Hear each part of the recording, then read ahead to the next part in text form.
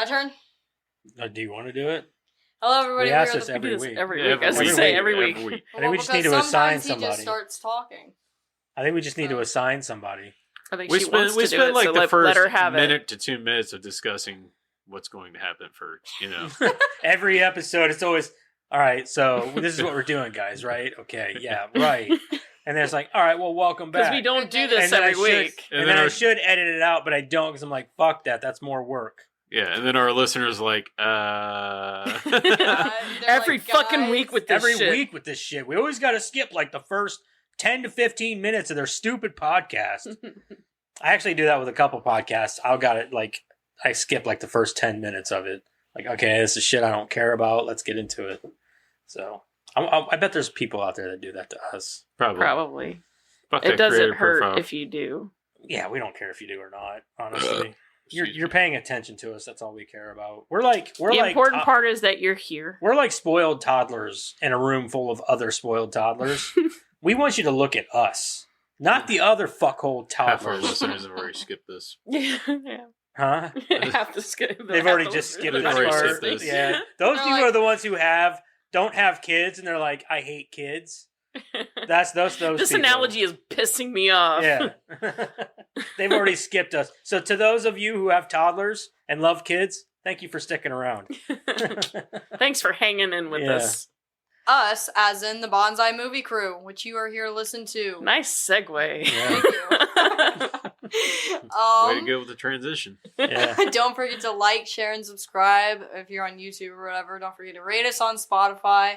We're on TikTok, Twitter, Facebook, or not Twitter, X, Facebook, Instagram, and we have a Discord now and stuff.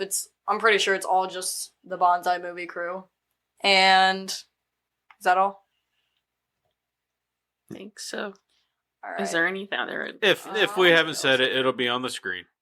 Yeah. Just it's Google all down us. there. Just start saying Google. I'm gonna take away all that shit at the bottom that you guys just saw, and it's just gonna be Google. No, find the Bonsai Movie Crew in like some sort of dark web. Yeah, fiasco. some fuck yeah. All right. You want to get into it with the creative profile?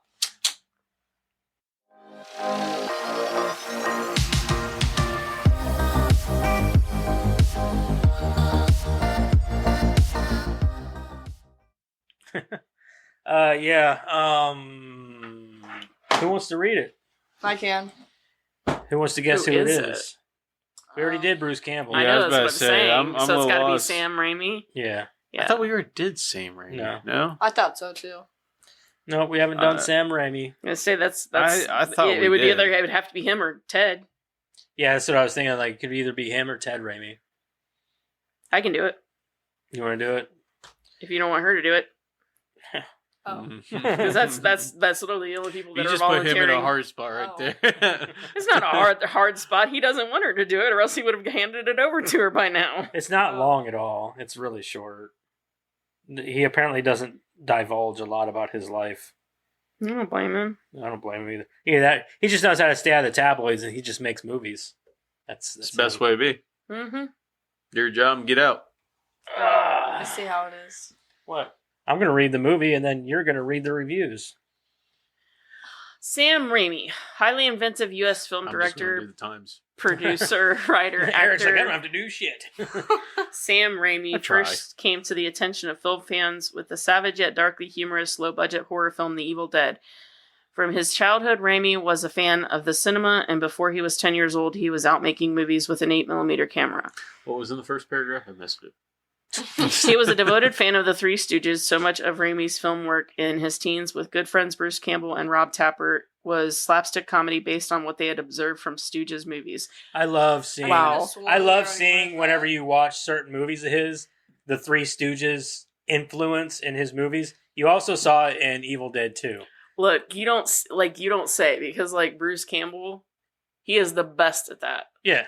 Like, Well, Ted Raimi does it in The Suit as mom or as whatever. but like, you know, like with the hand, yeah. the plates and Yeah. stuff.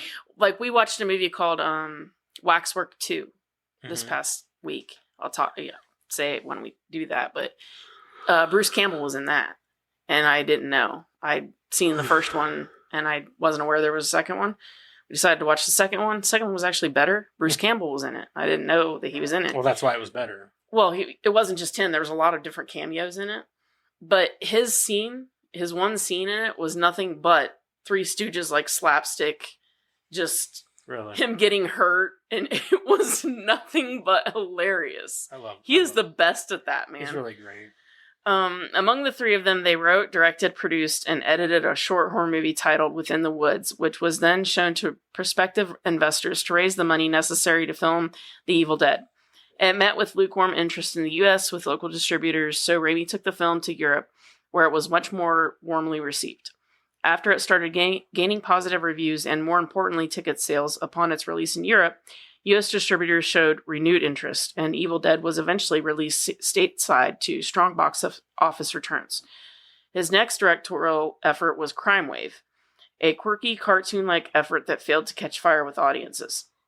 However, he bounced back with Evil Dead 2, a racier and more humorous remake/sequel to the original Dead that did even better at the box office. Raimi was then given his biggest budget to date to shoot Darkman in 1990, a comic book style fantasy about a scarred Avenger. The film did moderate business, but Raimi's strong visual style was evident throughout the film via inventive and startling camera work that caught the attention of numerous critics. The third chapter in the Evil Dead story beckoned, and Raimi once again directed Buddy Campbell as the gritty hero Ash in the gothic horror Army of Darkness in 1992. Raimi surprised fans when he took a turn away from the fantasy genre and directed Gene Hackman and Sharon Stone in the sexy western The Quick and the Dead. He took the directorial reins on A Simple Plan, a crime thriller about stolen money starring Bill Paxton and Bridget Fonda. In early 1999, he directed the baseball film For the Love of the Game, and in 2000, he returned to the fantasy genre with a top-flight cast in The Gift. In 2002, Raimi was given seen The Gift? Is this the one with Keanu Reeves? Mm-hmm. It's very good. It was all right. I liked it. It was a weird movie, kind of. It's even weirder to see Keanu Reeves in that kind of role, too. That's part of the reason I liked it. Like the abusive husband kind of role. That's part of the reason I liked it. Yeah. I really liked the fact that it kept you guessing, like, and then at the end everything made sense. Any of you weirdos out there who like Katie Holmes full frontal? Yeah, I'm not a fan. That was not the reason I liked it. It's the reason that I thought it was weird. Don't you like the Twixter or whatever you guys said earlier? Twix? She doesn't do it for me though.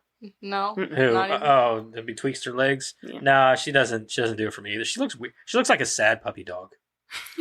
She kind of does now that you say that. She looks sad all the time. Doesn't do it for me. Yeah, it's probably because she was married to Tom Cruise for so many years. Mm-hmm. Might have been. He's very demanding. He abusive or something? No, he's not abusive. He's just very demanding and very. And a lot of people say top. gay, so she probably wouldn't get it very often. I know they got one kid together.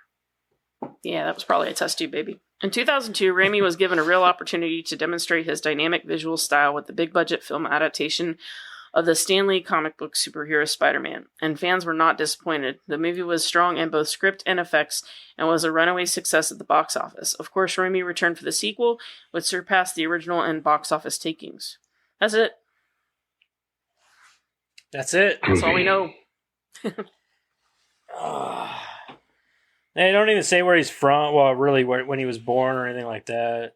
They don't get too much into his childhood or anything.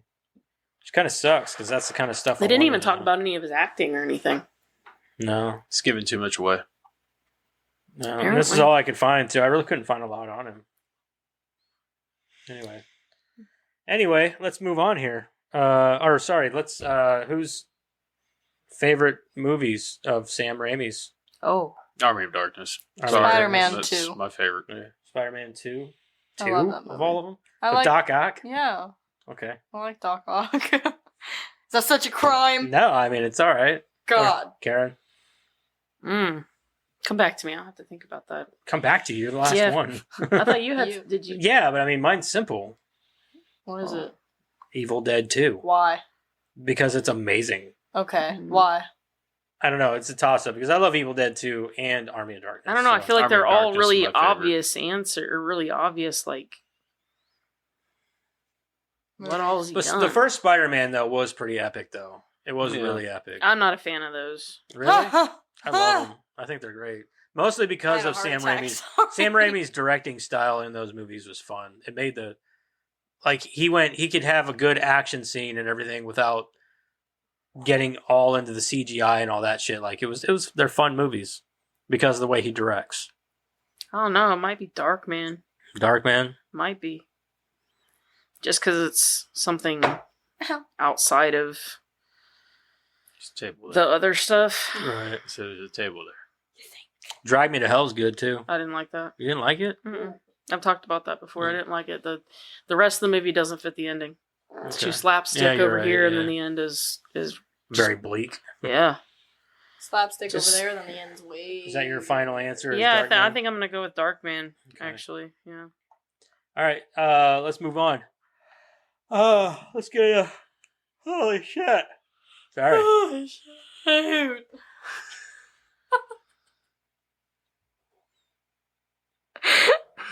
She's special. She's your kid. Did you know that she rides the short bus to school? Does she? Mm-hmm. I thought she had a car.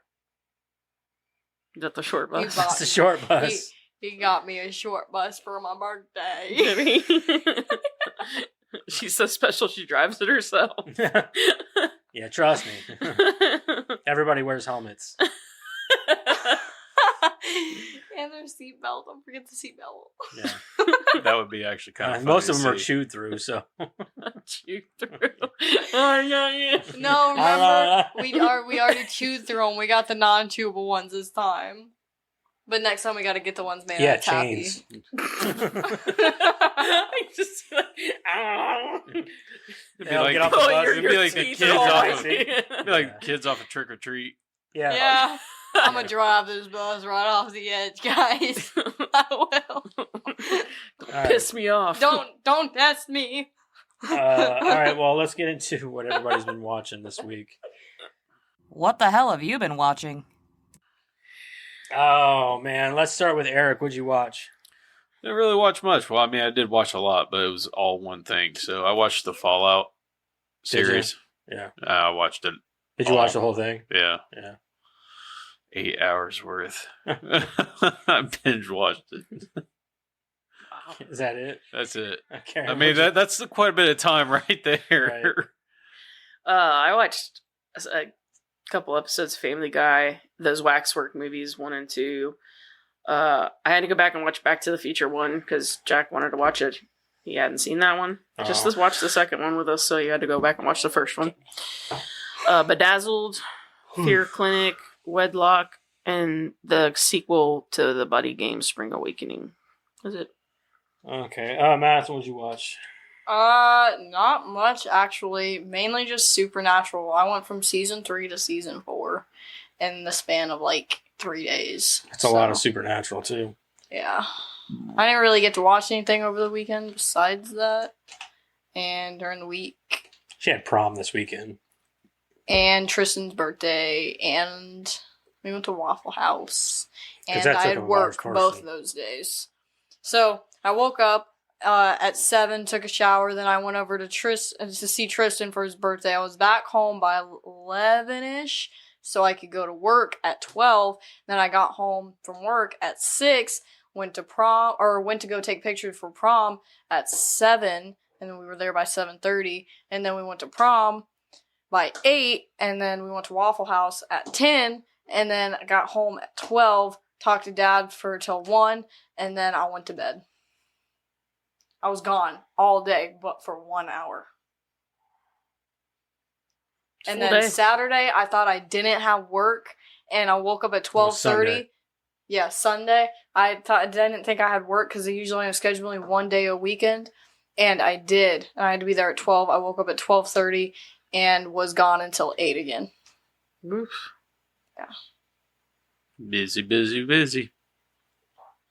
It's I rough. hate my life. Then she went to school yesterday, and then we got off of school and went to work again. I'm gonna get home till like. And then 9:30. went to school again today, came home, and now she's doing a podcast. But lucky for her, she don't have anything going on tomorrow. My mom. Oh, yeah. But I'll be home by like 6:30. But Thursday I don't have anything to do. I got jack squat. And I'm doing jack squat. Jack must be a really lucky guy. I don't know him. That's what I was going to ask. It's a weird last name, though. Yeah, it is a Squat. weird name. So maybe you Hilarious. should come up with some stuff. Sounds kind of like a bum, though. I think we should meet him. Are you Squat, making fun huh? of his last name because he's a squatter? Yeah? Or sounds like a Break my squatter? daughter's heart. I'm gonna make you squat on this shotgun. All right. Anyway, I watched. I forgot to tell you guys last week, but I watched The Wrath of Becky, the sequel to Becky. Obviously, it was good. It wasn't. I still think I might like the first one more. I like the ending to the second one more, though. I like the bad guy better than the second one. Yeah, Sean William Scott's pretty awesome, so he did pretty great. Watched an episode of Invincible this week. I'm trying to get. I think I've only got one more episode before the end of the season, and then I finished Halo. Finally, I haven't gotten through it. Like I start watching, and I'm like, I'll watch something else. I was painting miniatures, and I think I had 3 episodes left, so I just. Does it start picking up, like, or is it just still like very stale? It's. That's the face of still. I love the first season. I really got into the first season, but like this second season is just kind of just. I think both of them are boring. It's losing me. I think both seasons are. There's not enough going on, but I will say that they've left the second season of this open for a really good third season. So I don't know if they've renewed it for a third season. I assume they will because of the ratings that it got, but we'll see because. I think that the show itself needs some. I don't know. More They action. they really kind of like retconned a lot of things from the first season in the second season. Like his entire team died. Well, either you watch it or you don't. I'm just saying. Spoiler alert. Oh, man. But they retconned a lot of shit in the second season. Like I'm still on like where they're fighting on Reach. Yeah.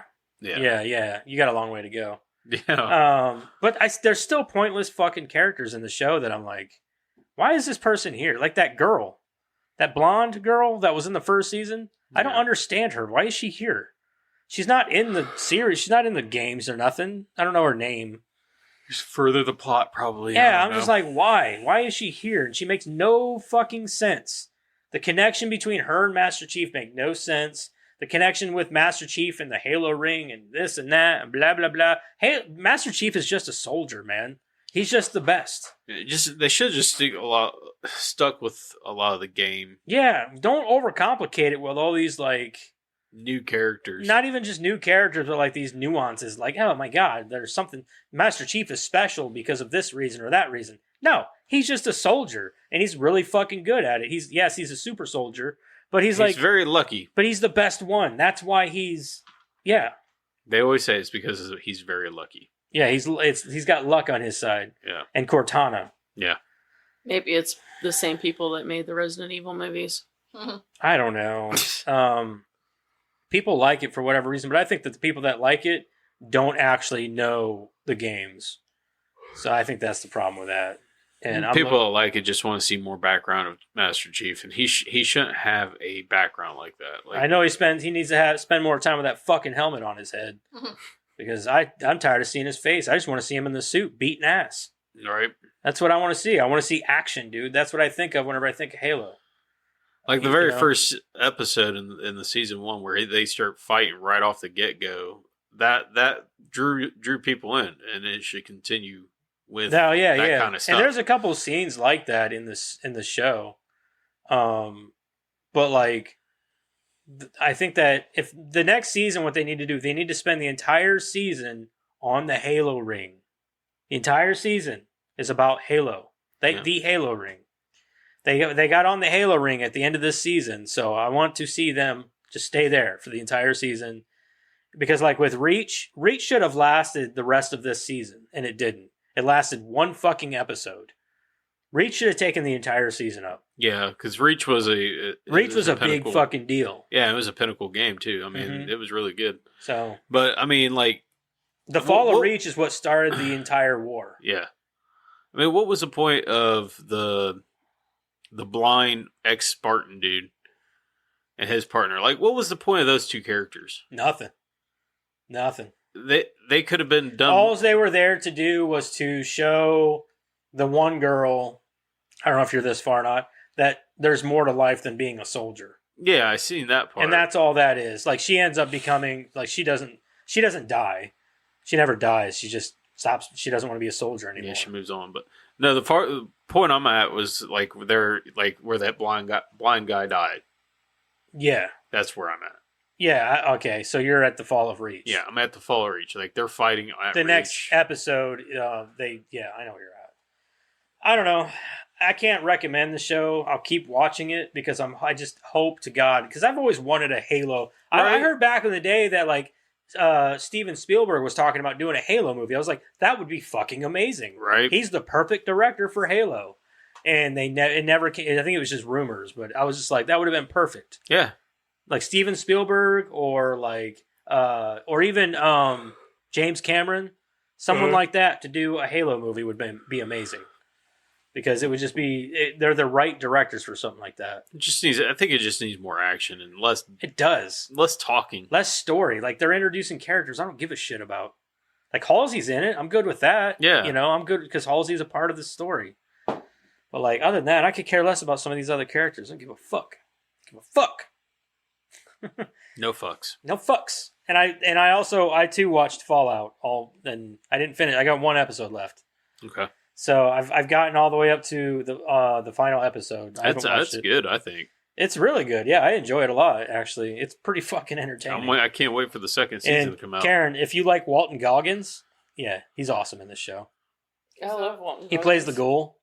Yeah. He's the ghoul. He's like 200 and some years old. But he's awesome. I seen an interview with him talking about his dad. He's a dick, but he's like an awesome dick. I mean, yeah. He's a bad guy you kind of root for a little bit. Yeah. You always do. Walton Goggins, when he plays like a bad guy, but they also go into his backstory a lot too. Yeah. Like, because they go into who he was before the fallout, before the bombs had dropped, and he was an actor and things like that. And he was also raised on a ranch and this and that. So they go into his acting and like how he was with his wife and his daughter. And yeah, he was a soldier, and he was actually a really nice dude, and all these other things. And like, but then to see him as the ghoul, you're like, it's like completely different. Yeah. But I love Walton Goggins, dude. He's awesome. He did such this a good interview fucking talking actor. about his dad, and it was really funny because he showed a picture. I can't remember who was interviewing him, but he showed a picture of his dad, and he said that his dad has like turquoise rings on every finger. And he's wearing like those turquoise necklaces and like his outfit's like all tassels and stuff. So I guess he said that he based his Baby Billy character on his dad. Yeah. And he looks a lot like what you would imagine. Yeah. And he said that he took his dad to like New York or something to visit. And he said that his dad had pictures of himself. Okay. He said he put this picture out there and he said this outfit probably like weighed 200 pounds that his dad was wearing. But he said that his dad took pictures of himself and he'd already signed them. Yeah. And he was handing them out to people. And he said his full name. And he said, that's my name. And then he's like, you can keep that. And he's like, and then this is my son. And he said his, Walton's name, which is the same name because he's a junior. And he's like, and this is my son. And he handed him a picture of his son, and he signed his name. He signed that too. And he's like, you can keep that too. Keep that too. And he was like handing them out to people. So yeah, he based Baby Billy off of his own father. So. I love Walton Goggins. Walton Goggins is he's an unsung hero whenever it comes to actors. I love that guy. I first took notice of him and because he was in Predators. He played mine was Sons of Anarchy when I know Sons of Anarchy. I saw him in Predators, and I've seen him in other stuff before that, but whenever I really noticed him was in in Predators. He played the prison inmate, and he was the guy who walked up and he goes talking about the tattoo on his chest about the big old titties, and he goes, "That's my sister." Yeah. He got a tattoo of his sister topless on his chest. I'm like, what the fuck? Yeah. And then after that, he was in Vice Principals, and he played a gay guy. He wasn't straight, and he did such a good fucking job. And this is a dude that I'm like, this guy is a character actor. Well, he played like a transvestite.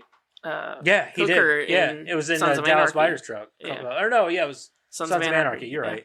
Yeah, he was. What the hell was her name too? It was like something weird, like Diamond or something. Yeah, some weird shit. But because she was with Trig. Yeah. Yeah. He was. Yeah, dude. Walton Goggins is a fucking champ. He's one of the best actors of our generation. Well, people just don't know it because they don't know enough of his stuff. Last episode, you'll see why he's such a, I don't want to say prick.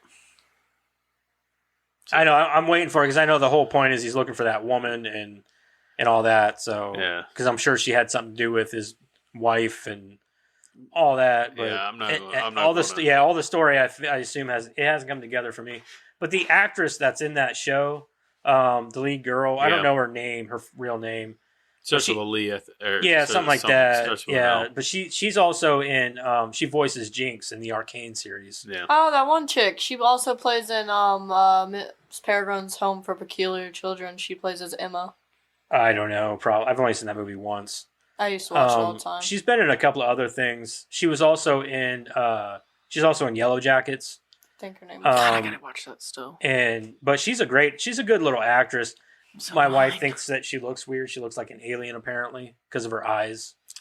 See, she's got really big eyes. I like all the actors in it. There might be one that I'm not really too fond of. Not the right time. Which one? Maximus.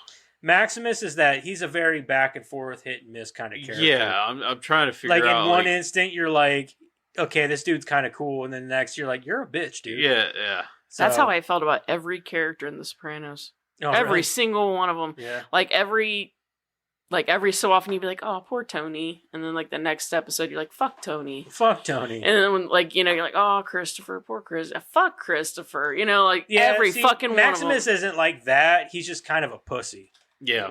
He's just a pussy. He's not like, oh, this guy will fuck you over. I can't see every single one. There were certain characters you always hated. Tony's mom was one of them. And Maximus, it's the actor who plays him too.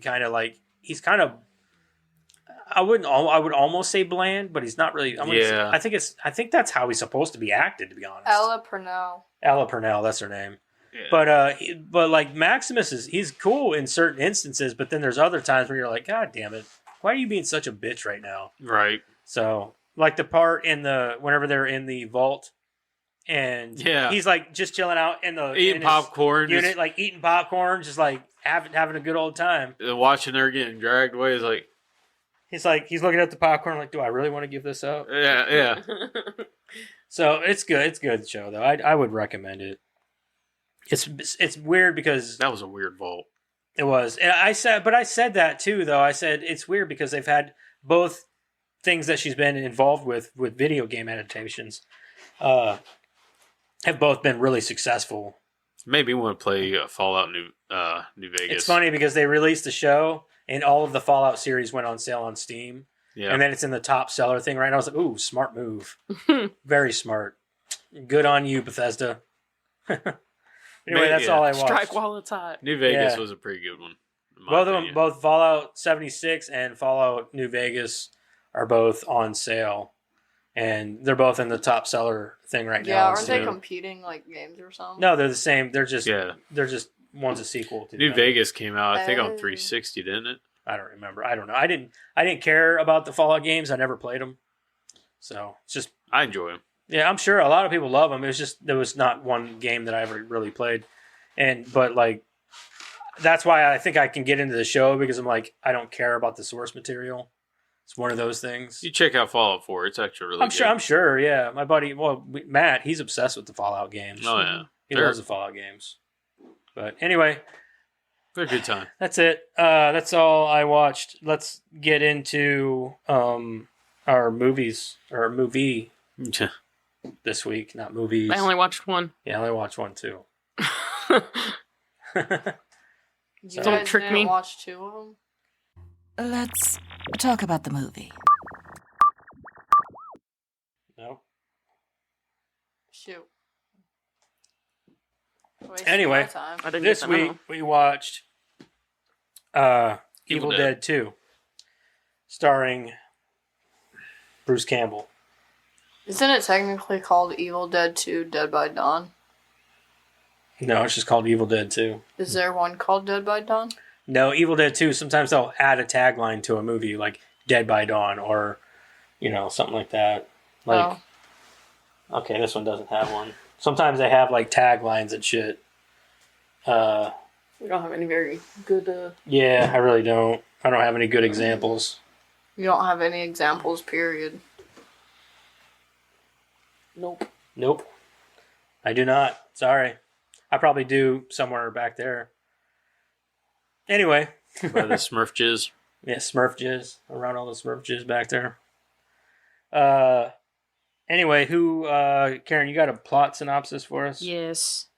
Evil Dead 2. Ash Williams and his girlfriend Linda find a log cabin in the woods with a voice recording from an archaeologist who had recorded himself reciting ancient chants from the Book of the Dead. As they play the recording, an evil power is unleashed, taking over Linda's body. 1 hour and 24 minutes, rated R. Director Sam Raimi. Bruce Campbell as Ash. Sarah Berry as Annie Noby. Dan Hicks as Jake. Cassie DePaiva as Bobby Joe.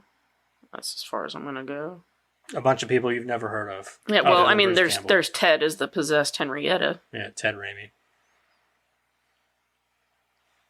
You all know him as Joxer from Xena and Hercules. Yeah, and he was in an episode of Supernatural. He's been in a lot of stuff. Yeah, he's been in a lot of shit. He's that guy, whenever you see him, you're like, holy shit, it's Ted Raimi. Ted motherfucking Raimi. Well, most people don't know his name, but like, hey, it's that guy. He's in all kinds of I've seen stuff. that guy in some before. Yeah. Oh, I've seen him in everything before. Anyway, let's go around the table. Would you watch? Would you recommend? Eric? Yeah, I would recommend it, and I would watch again. Just probably not something I'd watch like immediately. I mean, definitely recommend if you are wanting to watch something goofy and comical. Yeah, horror comedy, I guess. Yeah. Classic horror comedy. If you like the Army of, Evil Dead franchise, you got to watch Evil Dead 2 at least. Of course, yeah. Oh, you really don't even have to watch the first one. Yeah, I mean, go from Evil Dead 2 to... You can watch it, but like... You can start off at Evil Dead 2, because it's basically the same movie. One has nothing to do with the other ones. So... It's like that you could start on 2. From time, but they still called it 2 for whatever reason. Because actually it's supposed to be a sequel. Technically, yeah. Well, they should have said Evil Dead Rebooted. Because that's what they did. Who the fuck would call their movie Evil or whatever title Rebooted?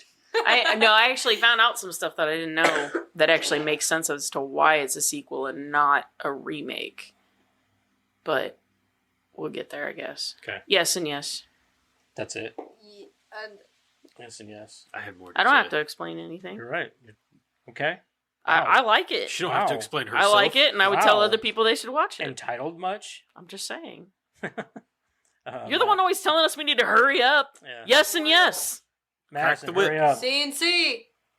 CNC. What are you going to be routing? Yeah, what are you routing? C. As in yes in Spanish. And C. And then. And then. No, and then. C as in yes, yes and yes. C C. and C. All right, anyway, and of course, a yes and a yes for me. This isn't even a movie. I don't care if you like horror or comedies or movies like this. I'm going to recommend you watch it anyway. That's basically what I was getting at. Yeah, because I love this movie, and I've loved it since the first time I watched it, probably 150 years ago. So it's a fucking great movie, and I love it. So I'm always going to recommend this to everybody. And I will watch it again. I don't know how soon. I bet I'll watch it again within the next year. At least. It's one of those you can watch it and like you're not going to always remember all the little slapstick or bullshit that's happening. Yeah. So it's not something that It's a great movie. Claymation It's fun. ballerina. Yeah. Little fucking Barbie doll. Anyway, let's get on into our movie here and start reading off this plot, yeah? Mm-hmm. Yeah. Mm-hmm. Alrighty, I'm gonna read it this week, I guess. Don't say I guess like you didn't have a choice. I didn't have a choice. Madison didn't even offer. Dude. You can hit him. I'm gonna sleep. I'm gonna duct tape I'm gonna duct tape him down to his bed. Crystal's gonna be out on him, by the way. And duct tape him down to his bed, and then we're shoving a pillow on over his face. And then we're having the dogs laying there for a while until they shart themselves. So he can just stay in there with them. And then we'll get the dogs out, and then whenever his body starts to smell, we'll just have the dogs eat it. Jesus. That got real dark. Real deep. Real fast. All right, Evil Dead 2. This movie begins with a slightly offbeat recap of the first movie in which they don't have the 3 other characters that existed in the first movie. Another thing is that the character Linda changes to another woman in this movie. As part of the recap, they show the romantic sentiments that exist between Ash and Linda by showing off the necklace that he gives her in the first movie. The movie progresses to show Ash finding the tape recorder containing Professor Raymond Noby's findings of the Necronomicon Ex Mortis, aka the Book of the Dead. Ash plays the tape and quickly realizes that he made a grave error since the tape plays reading from the book that awakened the evil force in the woods. The sound of glass breaking and Linda's screaming from the next room are dead giveaways to Ash's mistake.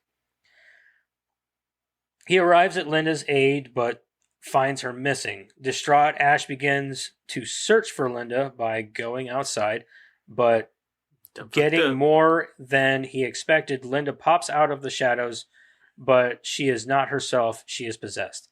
Ash, startled by Linda, falls to the ground next to a shovel which he uses to decapitate Linda as she lunges at him.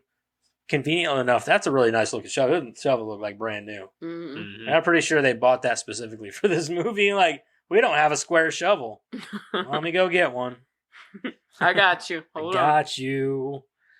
I'll go to Home Depot real fast. Yeah. I was gonna say, is there Lowe's somewhere around here? And nobody thought like, hey, maybe we should put it in the ground overnight or something. Just give it a little bit of a warm look. Or like spray paint it somehow, or I mean, just dig dig a hole real dig a quick. hole with it instead of making it look brand new. Maybe it was brand new in the movie. Yeah, and to decapitate somebody's head that easily with a square shovel, you'd have been better off giving him a spade. That's why they call it comedy, Dad. I don't know if she was running really, really fast. I guess. Yeah. So just like 35 miles an hour, maybe. Yeah, right. So just like in the first movie, she was possessed. Yeah, she was possessed. It weakens the skin. Oh, that might be it. Yeah. There's some science there. Yeah. Wait, I thought if you were running like an ostrich, your skin gets tougher. I don't know. So just like in the first movie, Ash buries Linda and marks her grave, but the evil force has plans for Ash. The force comes after Ash through the cabin, busting through the doors, picking him up and throwing him through the trees, slamming him against a big one. A big one. Oh, yeah. And dropping him in a puddle. A little bit more wood than he was expecting. Yeah. It's funny because he flew for like ever. Yeah. And then when he wakes up and shit, he's like right next to the cabin again. In the same puddle, though. Mm-hmm. Like, he didn't go very far, I guess. They did a circle. Maybe that's part of the possession. You feel like it's really, really far. Right. So we were just experiencing it. It's funny how he was flying through the woods. He's like doing spins and everything else. And I'm like, but whenever whenever his face is down in that puddle and he's like breathing, it's like, so hold on, he's taking breaths under there? Yeah. This is like he's blowing out bubbles. And then more bubbles. Well, he's possessed, though. He doesn't necessarily need the air, so... Well, I'm just saying, like, air's like coming through his butt, out his mouth. Yeah. Yeah. Maybe you breathe differently when you're possessed. So since we're here, it's just a little easier to say, but, like, that's why it's a sequel and not a prequel. So there was the recap. They couldn't get the rights all the way back for the movie because they had sold them for the first one, but he didn't give away the rights for the characters. So he couldn't use footage from the previous movie to retell anything. So he did a short recap. And then when the sequel takes over is from that point on, because at the end of the first one, if you remember, was the crawl coming at Ash. Yeah. And then that was the end. So that's where we're coming in now, is that crawl coming in and it hit Ash. And that's where the sequel's coming in. So instead, they just took away the two friends and so it was just him and Linda going up there, and that was the recap part. Okay. So, yeah. Okay, that kind of makes sense, I guess. Mm-hmm. They should. So then we're finding out what happened to Ash after the crawl hit him. See, that doesn't make any sense either, because then so they kind of they take away some of the things that happened in the first one, like they didn't happen. Yeah. Yeah, like he totally got rid of the friends and he changed a few things up, and I kind of liked the friend angle instead of it being just him and Linda. Yeah. But for whatever reason, they decided to trim that down and get rid of it all. Probably because it's a lot easier to get rid of one person rather than people to say, "Well, why is this a sequel?" Yeah, it's probably a lot easier to just show it with him and Linda to get rid of one person rather than show what happened to all of the friends. Right. So maybe that was for simplicity's sake. Maybe. But that's why it's a sequel, not a prequel. This is where the new material begins with Ash coming up out of the puddle, possessed by the evil and screaming. But soon, the evil realizes the sun is coming up and begins to go away. Shortly after the possession subsides from Ash, he screams in terror and passes out. Ash awakens and looks around, seeing a pair of eyes overlaying the cabin and disembodied voice saying, "Join us." Suddenly, Ash decides to get out of there as he rushes to his car and speeds off down the path out from the cabin. Ash quickly discovers that he is trapped by finding the destroyed bridge down the road, and he also discovers that he is not alone and has slept most of the day. I got a question. Have any of you guys seen that meme where there's a person walking down the beach and it's late at night, and all of a sudden all you hear is, "Join us." And he looks to the side and there's a head in the sand. And then he hears another person say it, and then he sees them too. And then more of them start saying it. And there's 7 or 8 of them just buried in the sand, and they're all saying, "Join us." No. I've never seen this. It's hilarious. Never heard of this. It's hilarious. Okay. I'll take your word for it. Join us!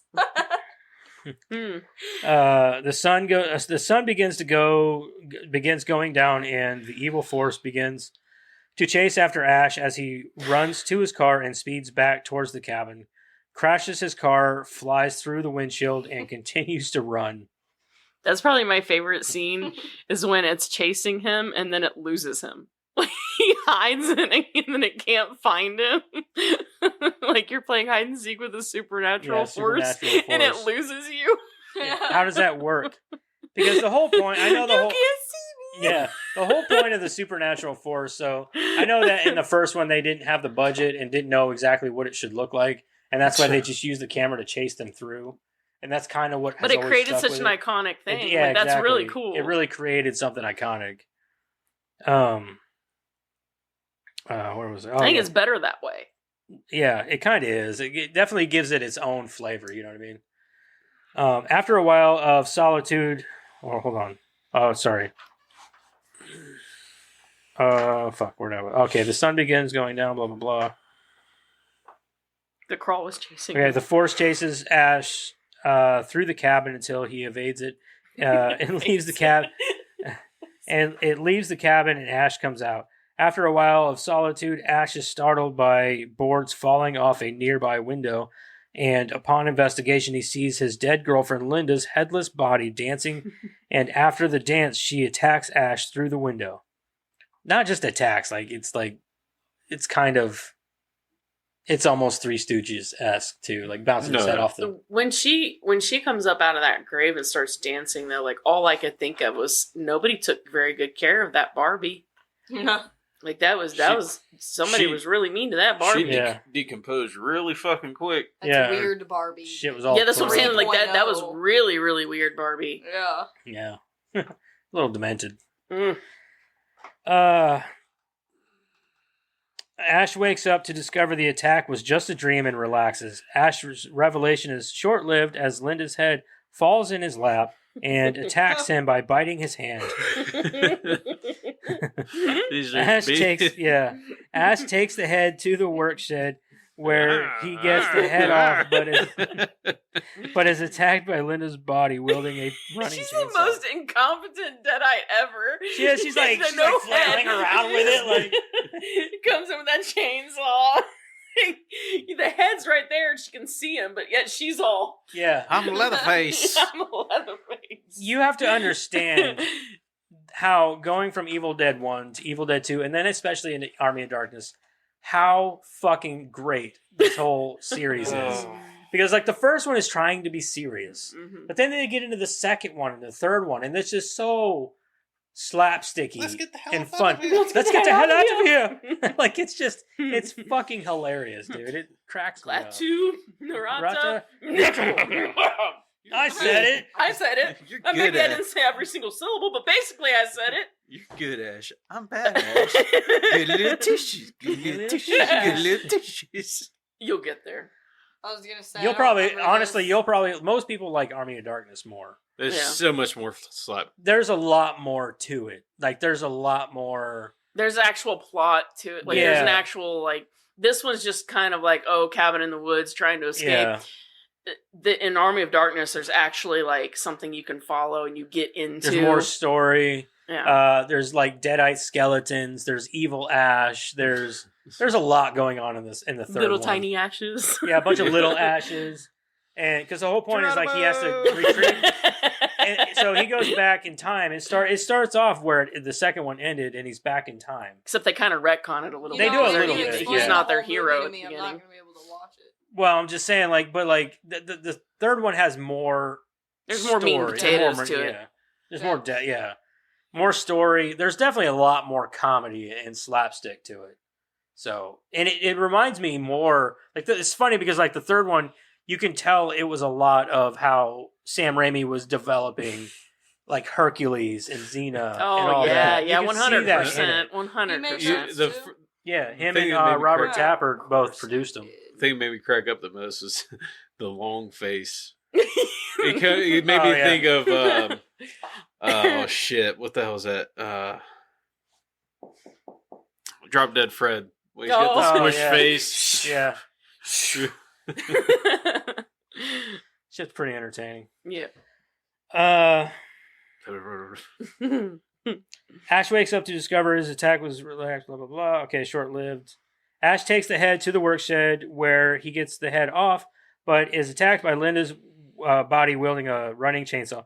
After defeating Linda again, I like how she was trying to control the body with her eyes. Like, Yeah. Ash returns to the cabin where he finds a shotgun or boomstick for the fans.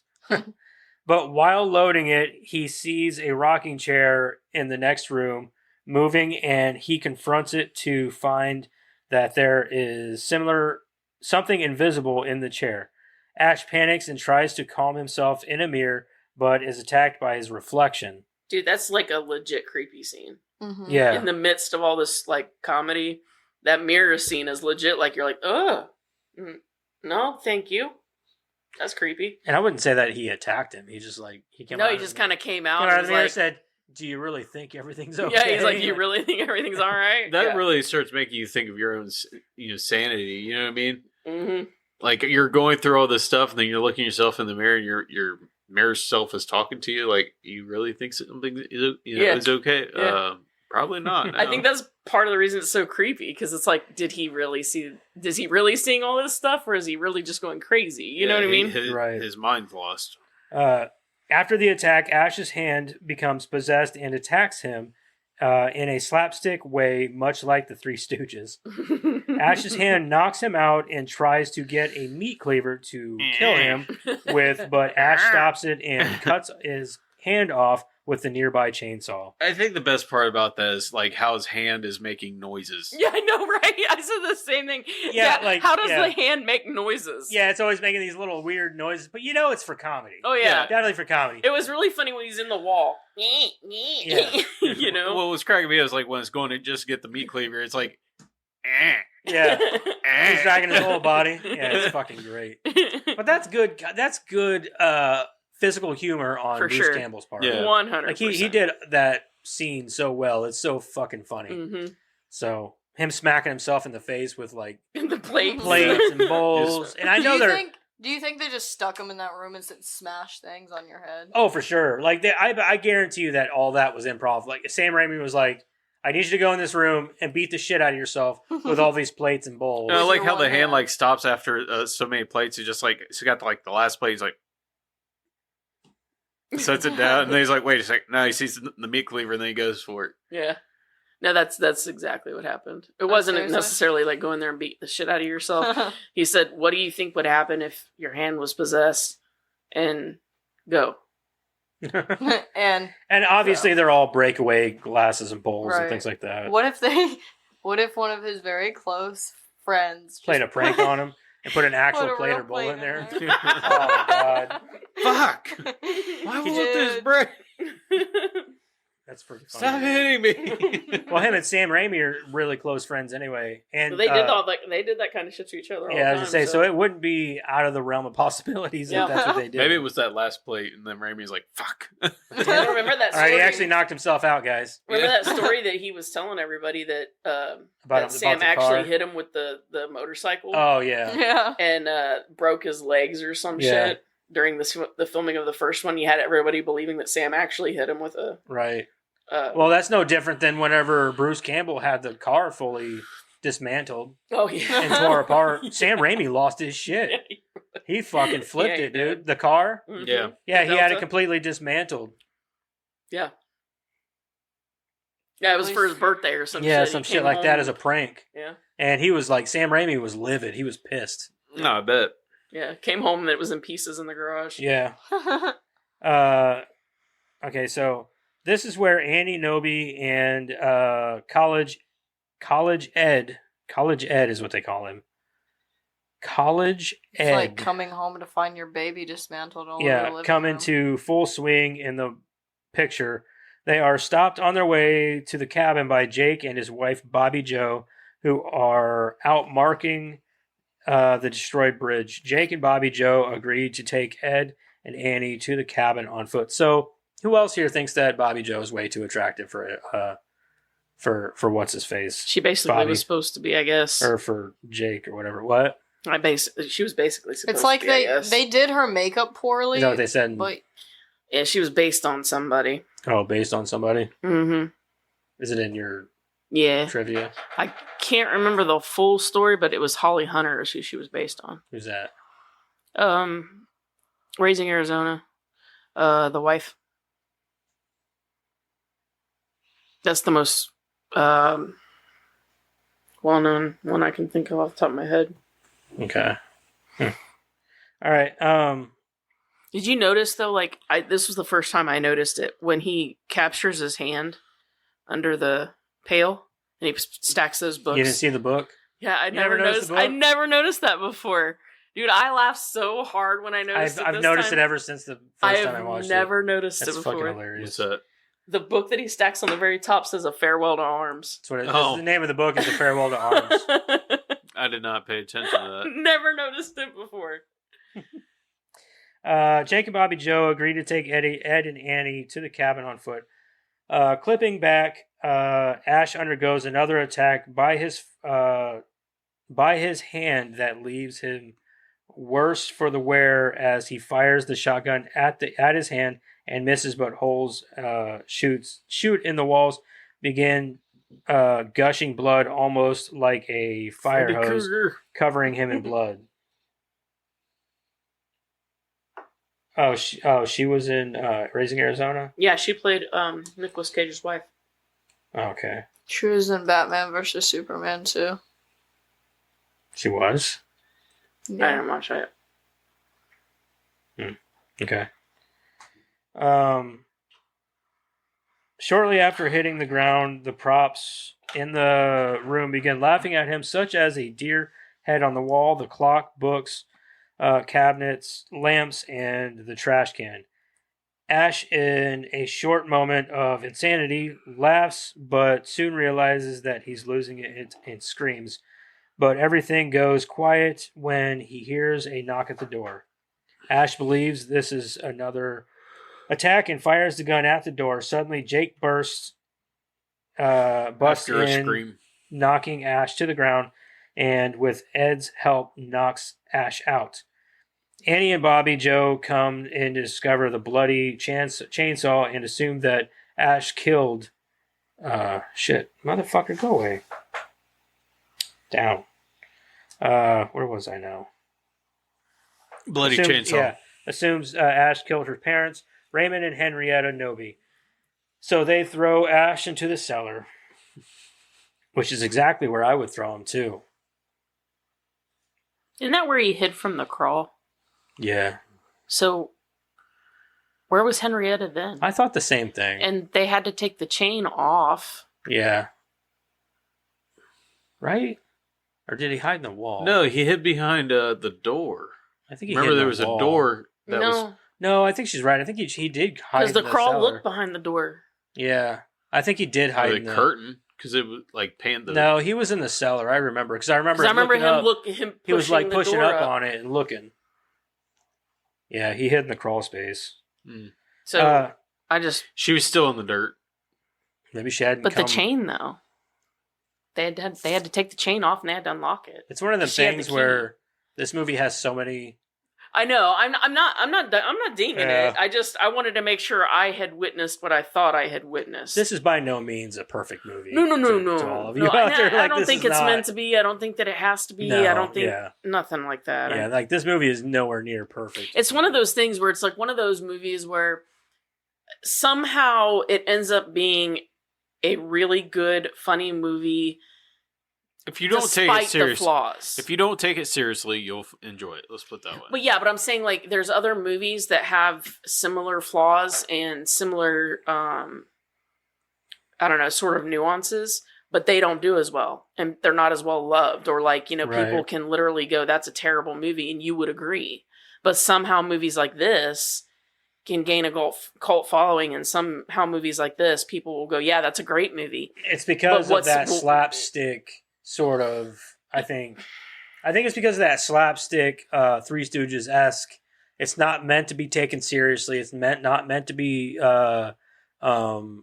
really. I mean, it's a horror movie, but it's a horror comedy movie. Yeah, but I'm saying that there's movies that have the exact same formula, and for some reason they don't. It's no different than Scary Movie. Take it in Scary Movie sense. There's so many plot holes and things, but you accept those because of the movie you're getting. No, I'm agreeing with you. Right. What I'm saying is that there's movies that follow the exact same formula, and they don't do well, or they suck, and we all universally agree with that. I think a lot of that is forgiven, mostly and also partially on the performance by. Oh, I don't him, disagree. you know what I mean? I don't disagree. I'm So just I think saying that's that where a lot of that. it's- I think that's where people forgive. I find it strange. Is Right? all I'm saying. Yeah. I get what you're saying. Yeah. But this movie was there's so many things to love about it that you're able to forget about the things. Yeah, that I can you think let it all go, Yeah. and I'm not saying one way or the other. I just find it strange. Annie, unable to find her parents, plays her father Raymond's tapes, finding out that her mother Henrietta had become possessed and her father had to kill her, but could not destroy her Body. but buried her in the cellar. Shortly after finding this out, voices come Did they from ever the explain what basement. happened to her dad? I just happened to think of that. Did No, I don't think so. I don't think so either. they? Okay. I know he comes back through that spirit. That spirit tells him how to. Yeah, because he comes back and he tells talks him to to him, use the and he pages. looks an awful lot like Pazuzu from The Exorcist. I thought, I thought the same thing, and I'm like, wow, they couldn't have thought of something I different. think I even wrote something down about, I don't know, I'm not going to try to find it, but I think I wrote something down about, well, they must not have succeeded because he went on to be Pazuzu from The Exorcist. Right. So he went on to do the Exorcist movie or whatever. Yeah. Let's see here, hold on. Didn't he do the Exorcist movies too? Or was that someone No, else? someone Sam Raimi else. didn't do those. Let's see here. Ash makes it out of the cellar, but Ed suffers from his attack as he is knocked out. Or sorry, I think I skipped some. Or shortly after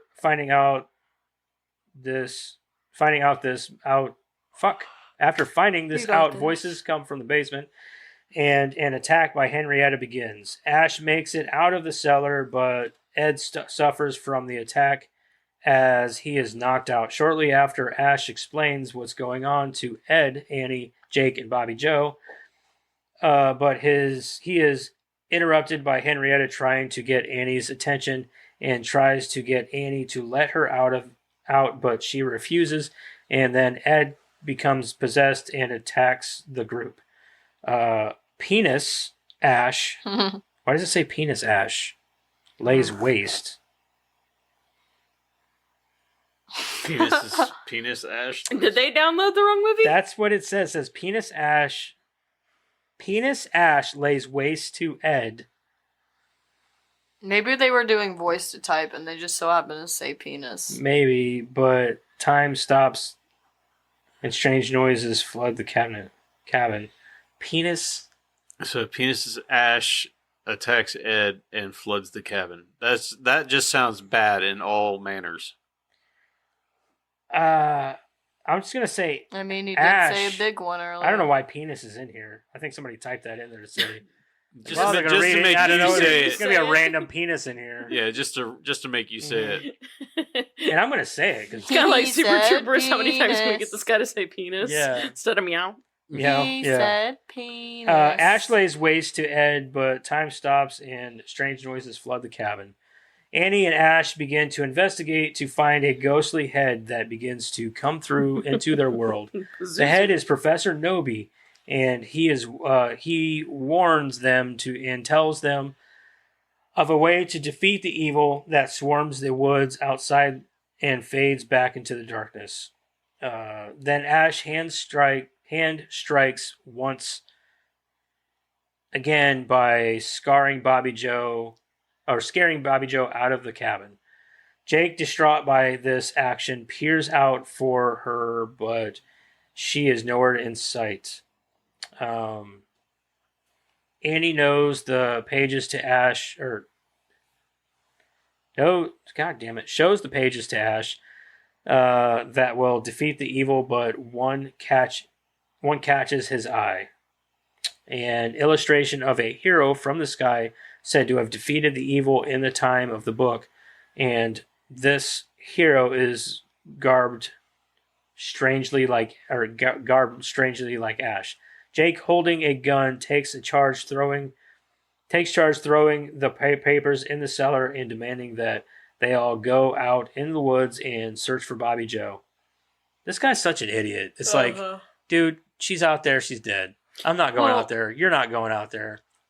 Like, I know that's the best looking piece of tail you've ever had, but like, it doesn't really make sense though. Like, for him not to believe that the pages would save them. It really doesn't. Like, in consideration with everything else that's going on, other than a plot driver. Right. Why would you throw them? Even if they weren't going to work, why would you throw them in the cellar? Like the better plot driver, in my opinion, like one that would make more sense is that, like, if a very strong wind from the evil came along through the window and blew those pages into the cellar. Oh, look, we got to go out the window, or yeah, we now we got to go chase out there the anyway. pages. Yeah, I mean, now we got to go out there anyway, so we might as well look for Bobby Joe while we're out there. That makes more sense. Just saying. Doesn't really make sense for him to go, they can't save us. Yeah. And then he throws him in the cellar like a dick. Like, have you looked around, dude? Like, none of this makes sense. But I didn't like him. He's my least favorite character. For sure. 100%. Very, well, Ed's kind of a douche too. Yeah. My thing is, like, Ed and what's his face? Jake should have their names to be swapped. Jake looks more like an Ed. And Ed looks more like a Jake. I agree. Yeah. So that but was, to be fair, we didn't have to put up with the other guy for very long. It's true. He was he barely had any lines, and then he ate someone's hair. Look, like, so once again, the rules of possession, like, make no sense in this movie. No, they don't. Like, and in this one, I can totally forgive it, but in, like, some of the other ones, it really just is completely off the wall. But at least in this one, everything's off the wall, so whatever. But yeah, you think the one they'd be trying the hardest to possess would be Ash.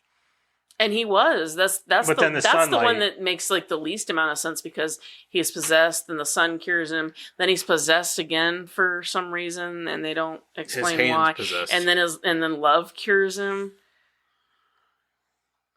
So is he Maybe his possessed, will. but Maybe then it's he's his not? will. Maybe his will is too strong for that, and he's able to push them out.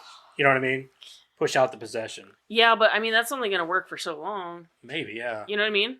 But that's why they were. Maybe that's why they were trying to break his sanity, so that it would be easier for them to overtake him.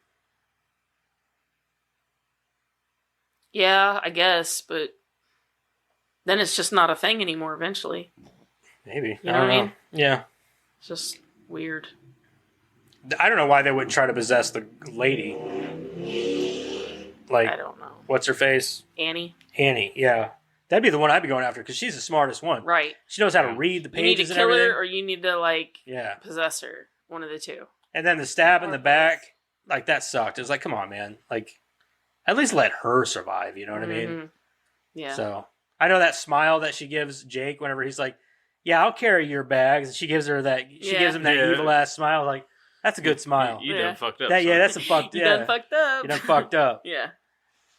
But she had like a great smile like that. She could have done an evil witch of some kind or something. She had that Princess Vespa luggage. Yeah. What the And hell I is in this can't live luggage? without it. Giant ass fucking hair dryer.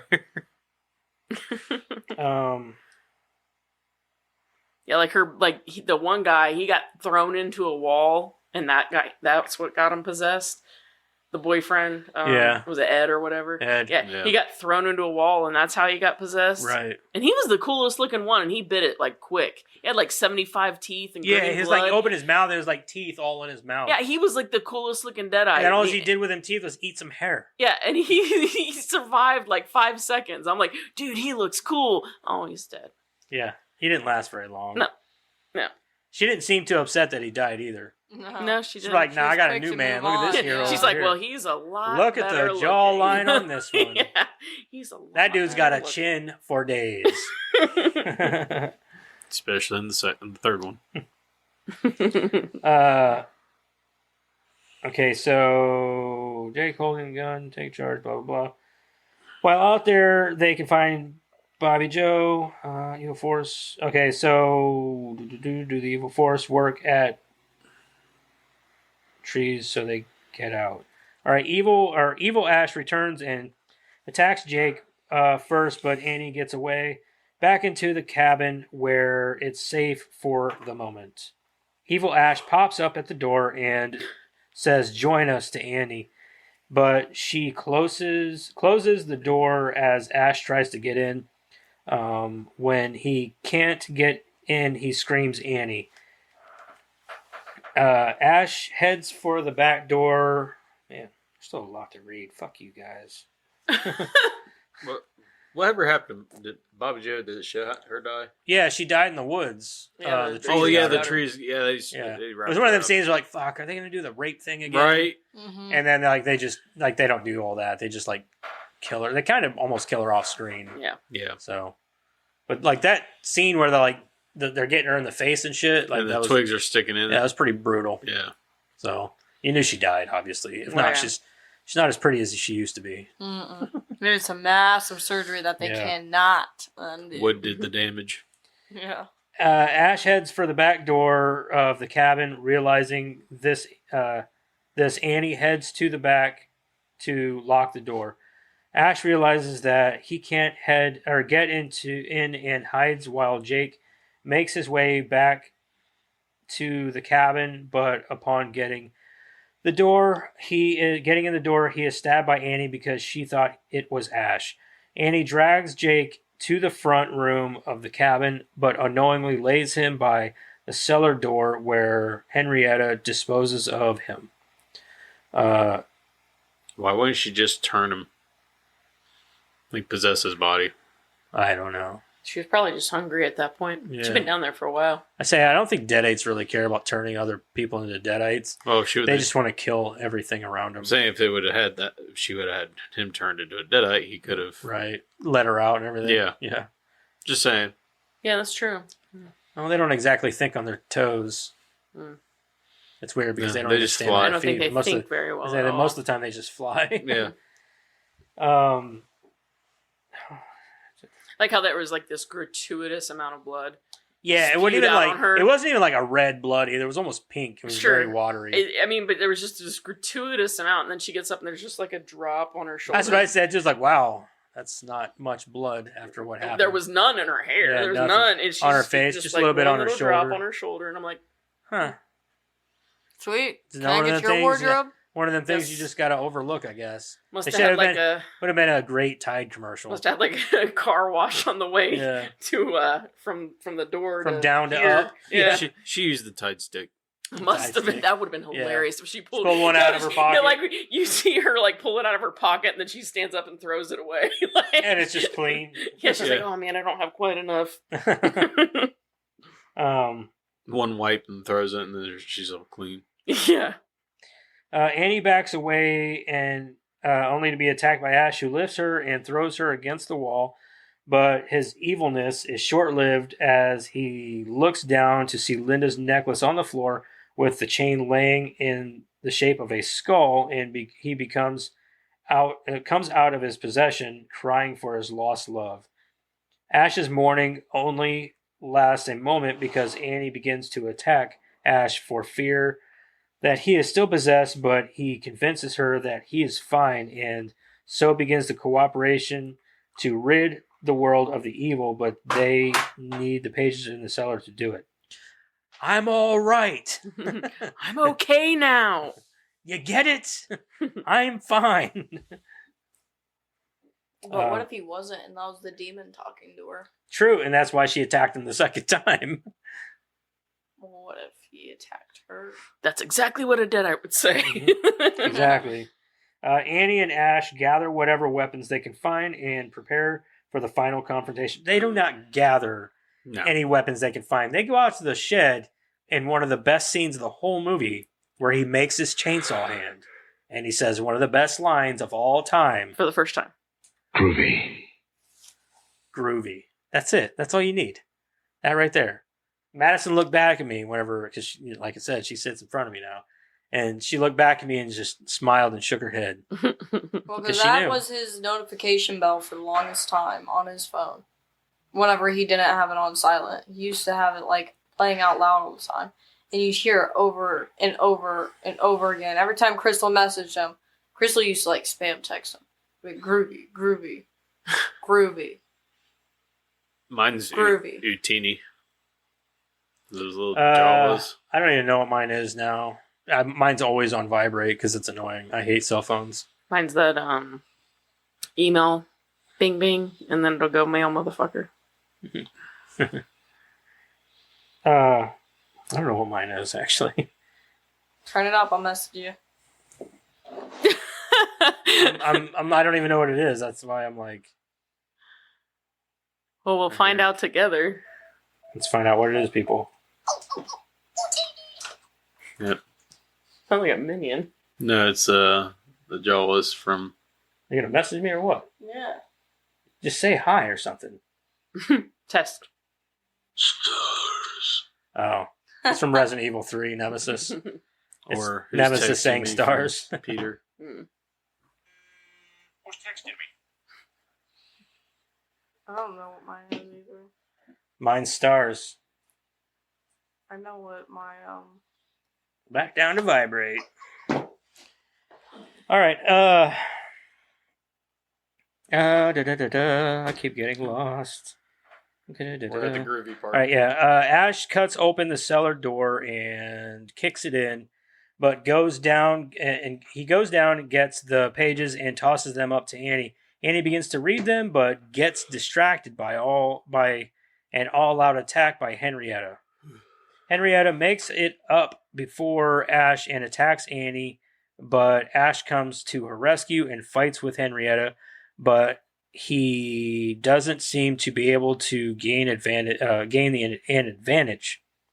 Annie distracts Henrietta long enough for Ash to gain the advantage and dismember Henrietta. Ash's victory is short-lived, and another attack by the evil force begins and Ash is forced to fight it off while Annie finishes the passages to dispose of the evil. So the evil force shows itself finally, and it's that big fucking head in the door. Think of Freddy Krueger when he. Yeah, I thought it looked cool, but I'm like, man, I kind of like it not having a face. That's why I said I think that it's much better when they just do the crawl thing. Like when they come, it's most oftentimes when they have a budgetary restriction and they're forced to be creative that they come up with something amazing and iconic. And then when they have to actually show something or when they have to do something like that, it oftentimes isn't nearly as scary as what you can imagine in your own mind. What they should have done is like had the crawl like coming up and like hitting Ash in the face like constantly. Kind of like when we did Robin Hood Men in Tights. Yeah. And the camera came through the window. Like, oops. Yeah. Sorry. Where was I? Annie is almost cut short by Ash's possession hand.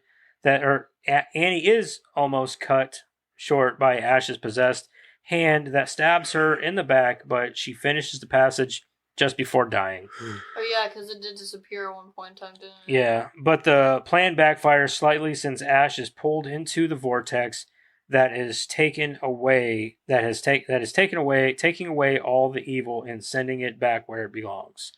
Ash is sent back through time to. Is it because there's an evil thing in him? No, it just was sucking in everything. Even the car. Everything. Ash is sent back. Another wall. Huh? He could have got behind another wall. Right, you would think. It's crazy because it's like it's strong enough to lift up a damn stove. And it's not just any stove, it's one of those gas oven stoves that were like 3,000 pounds. But like that fucking rickety ass cabin with the swing's still there. I mean, like, wow. Well, not to mention, like, how do you turn it off? Well, I mean, I imagine, like, whenever all of the evil's gone, it somehow senses that. I mean, it's a supernatural force. And it closes, but it's just, well, and, like, what killed me, too, like, when the stove was going over his head, he still hadn't grabbed onto anything, so it was strong enough to grab that stove, but no, he's still fighting. He's strong. He's a strong boy. He's a tough son of a bitch. Why do you think Annie liked him? Oh, yeah. That's why she wasn't upset about Ed. Fuck Ed. Got a new one. Yep, got this guy over here. Look at this Well, guy. if you look at Bruce Campbell versus Ed, especially at that time, who are you going to pick? Yeah. Agreed. Ash is sent back through time to the time of the Necronomicon. Knights surround him when he hits the ground, and they are just about to kill him when a demon comes flying in to attack them, but Ash gets the upper hand and disposes of it with his trusty boomstick. The knights stand in awe as the demon is dead and the warrior still stands. The leader of the knights, played by Sam Raimi, raises his face shield. And what? That was Sam Raimi? Mm-hmm. I didn't even realize that. Mm-hmm. I didn't even pay any attention. Raises his face shield and exclaims, "Hail!" He looks like the sad puppy version of Ted. He does too. Yeah. Yeah. Hail who has come from the sky to deliver us from the terrors of the Deadites. Ash realizes his fate as the hero in the page illustration that he saw earlier in the movie and is troubled by it and begins screaming no. As the knights gather around him exclaiming "Hail!" as the movie comes to an end. Hail to the king, baby. You know, considering how... Oh yeah, it was that at one point in time too. What? Hail to the king, baby. That's an Army of Darkness. Yeah, it's an Army of Darkness. It used to be your or your notification bell at one point. Hail to the king, baby. But considering how, like, disjointed and, like, ludicrous the rest of the movie is, that whole wraparound that they did with the castle, finding it in the castle, and then the picture and all of that, and then bringing it around to the forefront with him getting sucked in and then coming up, and then you see the castle in the foreground and all that. That's pretty good. Yeah. Considering, like, the rest of the movie. Yeah, I think that what they did with it by sending him back in time and shit, setting up the third, which I'm not even sure if he even planned on doing a third. I don't remember, honestly. So, I think it might be in trivia, but if I don't he remember. did plan on it, he didn't have it planned out or written or anything. No, I wouldn't think so. But it's just kind of not on par with the rest of the movie. I guess like it's kind of genius in comparison. I agree. I think it's great. Oh yeah, 100%. Like we said, it does. It's a setup for the third one, but the third one starts out differently. They kind of retcon the whole like hero thing. They don't believe that he's. No, they just take him in, and the boomstick thing don't even come in until the third one. Yeah. Because he says, "This is my boomstick." Yeah. So right, because they're knights from back then. They don't know what it is. No. Yeah, no, he finds ways to explain it to him in a way that, like, this is my boomstick. Yeah. Anyway, you guys have any notes or anything you want to go over? No, I'm good. I brought up what I wanted to bring up. This is why I like reading the movie, because you just go through all the stuff that you enjoyed, and I think we need to start saying something that we hate and something that we love about the movies that we watch. Yeah. Like our favorite thing and our least favorite thing about a movie. First. I hated. Hold on. I don't want to go first anymore. Try talking into the mic and not up into the ceiling. I was thinking. I have to look up to think. I do. It helps me think. She's waiting for the light bulb. Come on, turn on. Think, McFly. You guys can go first. I don't know. What's your favorite thing and worst thing about the movie, Eric? Oh, man. So I really enjoy the slapstick comedy with the movie. Man, what I don't like about the movie, I don't know. I guess the screaming's not as bad as Texas Chainsaw, but it got a little. His screaming? No, not really him. It was what's her name? What's her face? Which one? Annie? Yeah, when she's the like main girl. Yeah, when she starts her screaming, that's kind of gets. She wasn't that bad. No, except it wasn't as bad as Texas Chainsaw, but it got a little bit of a towards the end. It was like, okay, you can stop. Shut up now. Yeah, I guess that was probably the worst for me. He doesn't like people screaming in movies. No, he's thinking, why do you got to be so obnoxious? I hear enough screaming at home from my kids. Just, I mean, you scream once, you don't have to scream for like 10, 15 minutes, you know? I don't know.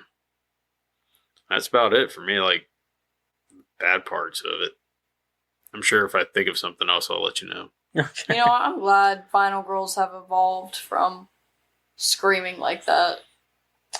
Yeah, it became too much of a trope, and they kind of... The obnoxious scream. Yeah, people got tired of seeing the same tropes in horror movies like that, so they changed things up. It happens all the time. Everything you're seeing nowadays with movies have tropes. Eventually they'll get old and they'll move on to something new. It's just movies. What do you think the trope is now? Tropes. Being baddies? No, tropes are the tropes now. Making fun of tropes, being meta, those are all tropes now. Mm-hmm. But it won't be whenever I'm 30. Exactly. By the time you're in your 30s or whatever, all that shit's going to be old news, and they're going to be doing something new where... They go in cycles. As I say, they might even go back to the old tropes, to be honest with you. Because I've seen a lot of that where they like to go back to old shit. Redo old tropes and whatever. Yeah. So it'll be interesting to see where they go from there. Did you watch that Imaginary movie yet? I don't know if I want to. Is it getting bad reviews? It's got really bad reviews. Nobody likes it. Yeah. The trailers look so good. I know. Nothing like a giant killer teddy bear. I did too. I said once those two powerhouses joined forces, it was going to go downhill, and it did. You guys, I just got past the episode of Supernatural where the big teddy bear is all sad and he's drinking. I think I remember that one. Yeah, and I got past the one where Dean's scared of everything. That's one of the best episodes. And he screams. That was scary. That was scary. And then he sees the guy and he's like... and then he just runs away. I love Dean. Oh yeah. So do I. He's the funniest. Like the one episode where he pulls his pants down and goes, pudding! Yeah. I'm waiting for that episode. I want to watch that episode so bad. It's And funny. he goes, "We are insane. Yeah. Crazy people, Sam. We are insane." All right, Karen, what are your favorite things? Or your favorite thing and your worst thing? Favorite thing would be the geniusness of the ending, the setup, the way that they brought all that together. Because of the tone of the rest of the movie makes that damn near genius. Right. Least favorite thing, and I don't know, it's a thing in all the movies, so it's probably my least favorite thing in all the movies, but I hate that there's no rhyme or reason to the possessions. I really hate that. I understand your frustration because it can be kind of annoying. Yeah. Like, so who's going to get it next? It could be anybody. Like, and for that's no reason okay. at all. Like, I don't even mind that it's a surprise. It's more so... How or why? It's more so like when it's ridiculous. Like the boyfriend just Oh. getting thrown into a wall and that's what possesses him. That's dumb. I don't know if that's what possesses him, which it's kind of like, okay, so you know why Ash's hand gets possessed. He was bit, his hand was Yeah, bit that by makes the sense. head. Or like you get blood in your mouth or like those kind of things, sure. But like if you just get You need a physical thrown reason to into what you're yeah, saying. like don't just like the boyfriend like got thrown down on the floor or Yeah. whatever. Like there was no physical reason for him to be the one Right. that got possessed. It would have made more sense for the rednecky guy to get possessed because he was closer to her. He could have gotten like spittle in his mouth or something. Not to I mention would he's have very bought that. weak-willed. I don't know why they wouldn't try to. Yeah, I would have bought Possess that. him. I would have bought that he got it before the other guy. It's funny because him and Bobby Joe are the only two that don't get possessed in the movie. Yeah. Well, I guess in Annie, I suppose, but Yeah. like those two are like, I'm like, those are the two most weak-willed people in the movie. Why wouldn't they be the first one to be possessed? It So- just that's probably one of the biggest. It just bothers me. That's all. Favorite thing? Oh yeah, the wraparound. Yeah. What about you, Madison? My favorite thing probably gonna be him smashing plates over his head. I thought that was really fun. That's probably one of hand. the best parts of the movie. Yeah, and The whole hand possession part is just amazing. Oh no, her like making noises every time her head got hit against the wall. That shit is pretty funny. I don't really know what my least favorite part would be though. I really did like the whole movie. Probably. I didn't like the way the grandma looked. Or Annie's mom or whatever. Henrietta. Henrietta. Henrietta, yeah. That she Oh, swallow your looked soul. weird. I swallow your soul. I swallow your soul. It kind of reminded me, because I played Little Nightmares, right? And there is this, and I think the second bad guy in it, he has, his neck stretches. Right. And it kind of reminded me of that. Oh, when the And it was like the creepiest part in the whole. He was the janitor, because it takes place in like you're really small, and the whole place is big, and it takes place in like not a hospital, but this place. Sure. And Yeah. but he was the janitor, so it gave you that vibe. yeah, and he was creepy. He was the scary guy. And one of the parts, like you're just walking, and then he jumps down, and his head starts chasing you. It's really creepy. So your least favorite part is that? Yeah. Okay. Is that Legion? Oh, like Legion? Yeah. Yeah. I remember that movie. That movie wasn't bad. That movie, Yeah. I don't like Legion. You like Legion? Like some people, like I don't know who all didn't like it or anything, but it's one of the movies that like people forgot about. Like, but it was a good movie. Yeah, the milkman dude or whatever. Yeah. He gets out and he's Yeah. like his That's arms are all that's long. Doug Jones. Yeah. Mhm. Yeah, He I did- like Legion. Yeah, that's Doug Jones. He's the He same does, guy he that does did. a lot of. Oh yeah, you need a skinny, creepy dude. Yeah, That's he's the your one guy. who did Pan's Labyrinth. Yep. Pan's Yeah, Labyrinth. He was also what's his face from Hellboy. He did the. He's yeah, the he was- Aqua dude. yeah. He was the Billy from Oh yeah. Yeah, Hocus Pocus. Hocus Pocus. Yeah, Oh really? yeah, Yeah. It's Doug. He Jones. does a lot of Mhm. costume. Witch. Tooth Firefly from hell. Say whatever you want, man. Just don't breathe on me. I've waited centuries to say that. For me, I think that my favorite thing. Actually, I'll start with my least favorite thing.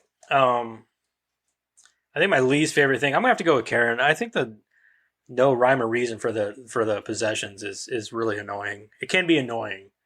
For a movie like this that I've seen 100 times, it's whatever. But at the same time, I get where somebody coming in on this movie would be like, so why are they possessed? How are they being possessed? Because this makes no fucking sense. Why are they like, what did that guy do to get possessed or whatever? I think if it was a one-off, it'd be fine. But you see it in the first movie, you see it in this movie.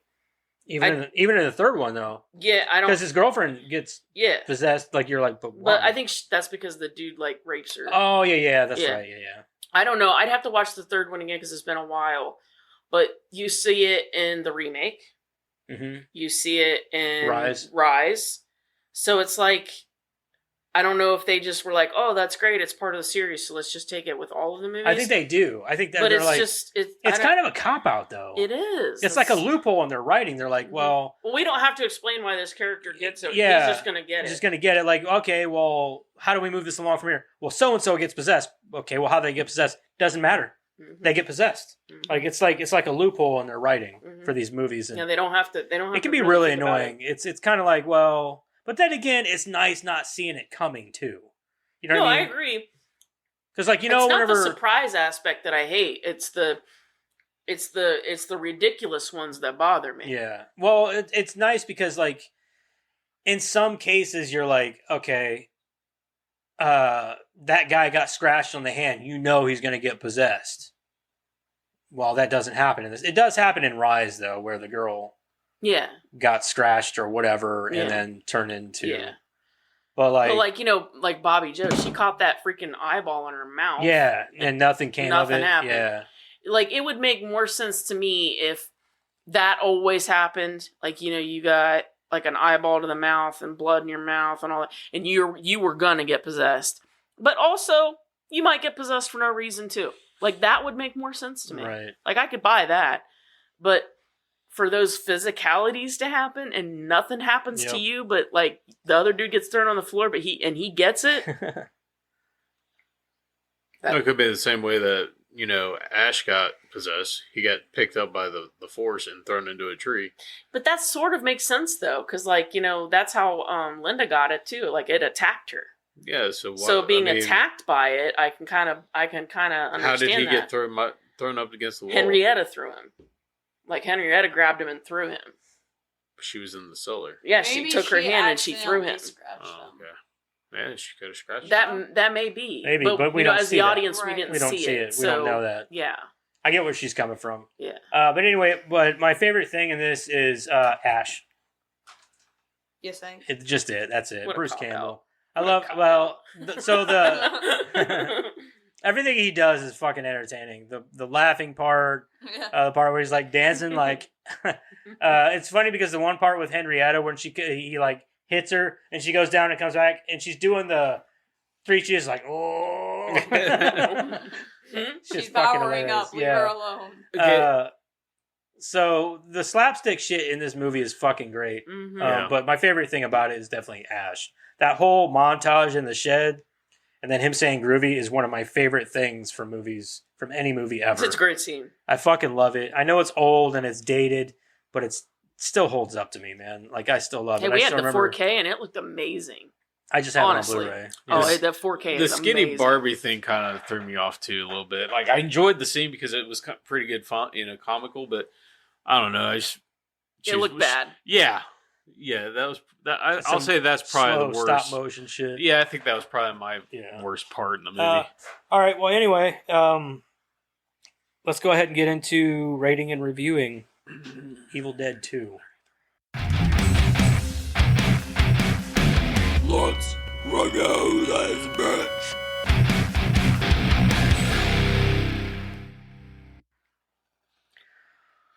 All right. I guess we're going to start with Madison. Madison, what did you... As per usual? Yeah, as per usual. I'm going to give it... As per usual, she's going to give it. As if she's not all over the fucking map. Right. One week she'll like this, and She's like, hold on. What did I give Evil Dead 1? I'm gonna go ahead and give this one a 7.5. No reasons or anything? Oh, yeah, I'll give you guys some reasons. You want some? I actually really liked this movie. I thought it was like the perfect mixture of horror and comedy. It was a little more funny to me because it's old. And it was kind of grainy. That's what makes it great, though. So it just added on to the funny. I think I jumped once. I think. You did? I don't know. Did I? I don't know. I remember. Oh no, I was watching Supernatural and I jumped. So I'm getting. So I was watching the movie, not you. So. Oh. I don't think I jumped to this, but I did jump to Supernatural. I think something popped up and I was not expecting. I was like, oh! It was the cat. That's that. But we're talking about the Evil Dead stuff. You're right, Bruce Campbell is awesome. I'm getting there. And the first one, I didn't see it. She's going to be getting a Bruce Campbell tattoo before you know it. What? No. Full back. Whoa. Whole back piece. Like, Or just a back piece of all his different characters. no. Bubba Hotep, fucking Ash. Like, She's just going to get an Ash tattoo right on her butt cheek. Yeah. Ash. Yeah, on the ash cheek. Her ash That, cheek. which one? This is my ass Ash cheek. on her ash cheek. Yeah, this is my ass cheek, and this one's my ash cheek. Or they could both be the one that just You know says what, groovy Dad? on I'll it. leave that. I'll leave that job to you. You can do that. I would too. He would. I'd get groovy right on my ass. Anyways. He'd just do that. You should put that as He'd the just tramp put. stamp above. He would literally put that right there on his ass and say ash cheek. I could see that. Dad, me and you should get, like, you know your other arm that doesn't have a sleeve? Me and you should both get a whole sleeve together. Of ash? No. Oh. He was excited for a second. It can have a... It can say groovy in it if you want it to. I've already got this arm planned out. I want to do a bunch of cartoon stuff. You better get on it. I know. Why? What are you trying to say? Because I'm getting old? No, I'm saying because your other one's fading. You still got to get that one done, too. I know. Just trying to say before you get old and wrinkly Yeah. and Before it starts to Sad. Loose wrinkle up and skin. then it all moves together. I got a long time before that. How old are you? We also didn't Ouch. think 40 would 25. happen very quickly. Oh, okay. okay. I understand. Don't you have, like, 10 years? That's enough time, right? 10 years for what? I thought people started wrinkling when Oh, man. I thought she was like, before you die, you know? God damn. Before you start to wrinkle up. No, I won't be wrinkly in 10 years. I look good for my age. Just go. Come on, go. now you make him I'm self-conscious. making him uncomfortable. Okay, what is it? What were you talking about? Tattoos? No, we're No, talking we're about talking your about the movie. review. Oh. This happens almost every time. Oh my god. Squirrel. But Birth control is a real thing, people. A real thing. And yeah, I'm still here. Condoms still exist. They don't work. Just saying. They do work. Why am I here? Because I didn't use either. Okay. He made a choice that he doesn't regret. Let's put it that way. He does in this moment. In this moment. I don't regret anything. Okay. Look I me have, in the eyes. And I have say a lot that. of... Not you. I don't regret you. I have a lot of regrets, but not you. Okay. Look me in the eyes and say that. I don't regret you, Madison. You can't even say it It's because you're smiling. Like, how am I supposed to not? Just go. Let's go. Okay. I'm trying to think about the movie. I feel like I've been drugged. You sound like you've been drugged. Okay. They had Jello at school today. What's okay? in that drink? No, they had orange Jello in the cups, It's and not it looked A Twix. lot like of caffeine. no, it looked like the cups they give you at the psych wards with the pill. Mm-hmm. It looked just like those cups, and I swear, as soon as I ate it, I couldn't think. No, that's There what's called the was- Sydney school system. No. Not only that, but that's what the Jello at the psych wards do too. They make them stay there forever. Okay, are you done with your review? I'm trying to enlighten you guys. No, I need you to finish your review. Okay. Review finished. Go ahead. Oh, for fuck's sake. I don't even know if she was done or if she just lost her place. It was like, screw it, I'm over with it. I'm over going the latter. You're right, I will be wrinkled in 10 years. Oh, Okay. because I'll be moved out in less than 2. He's Hey, almost one. Almost one here. You're almost there, Dad. You can see the finish line. Almost. I can see it. No, I can't see it. I still got 10 years of your brother. No, you can see the finish line with me, not with them. All right. I think for me, this is obviously this is my bread and butter right here. I love this movie. I love this series. I even love the new movies. I love the remake. I love all of them. But this one right here is the one that started me on this franchise. Like, that's what I was going to say. the first one was good for what it was, for being a low budget horror movie. But this right here is the first one that I ever saw. And it was definitely probably the best. Whenever I saw this movie made me fall in love with the character Ash, the series itself, Sam Raimi as a director. It put Sam Raimi on the map for me because I don't even think I saw this movie before I ever saw any of the Spider-Man movies, before any of them were ever out. I saw this before Sam Raimi was a big name, period. So this movie to me is pretty much part of my childhood, and I love it, and I love Ash, and you can pick flaws out of it, and you can hate it if you want, but for me, this movie is all day a 9, because this movie is it's fucking hilarious. I love Ash, I love the characters, and I really wish that there would have been more in fluidity. You know what I mean? Like, you know how they have like franchises that go on forever. This is a franchise that I feel like has not gotten stale over the 30-some years that it's been around. Because you've got the first original 3. They've even remade the fucking original or rebooted it, whatever they call it. And it was fucking fantastic as a remake. Did they all get right by trees in that one? I'm pretty sure, yeah. Kind of, yeah. In a sense, yeah, they did. But even the remake was amazing. The remake was gory as shit. It was really good. It was one of the best remakes I've ever seen. Yep. And that's saying a lot for a franchise that I adore. You think me as a hardcore fan would be like, oh, that movie was dog shit. You know, like it was nothing like no, that's not how I feel about it. I think it was great. Mm-hmm. Evil Dead Rise was good, which we've reviewed. Yeah, we did. 3 out of 5 of these movies now. So all we got left is the remake and Army of Darkness. I think I watched Evil Dead Rise. Is that the new one? Yeah. Yeah, we watched it for this podcast. Was I here? Yeah. Yeah, you were. Yeah, I was going to say I watched it with you guys. Yeah, because we were doing it on... We were here. Yeah. Right, yeah. Anyway, this movie's easily a 9 for me. All day. I love it. Are you sure? 100%. There's only a few movies that have a higher score than this movie for me. I think I'm getting dementia. Probably. Dang.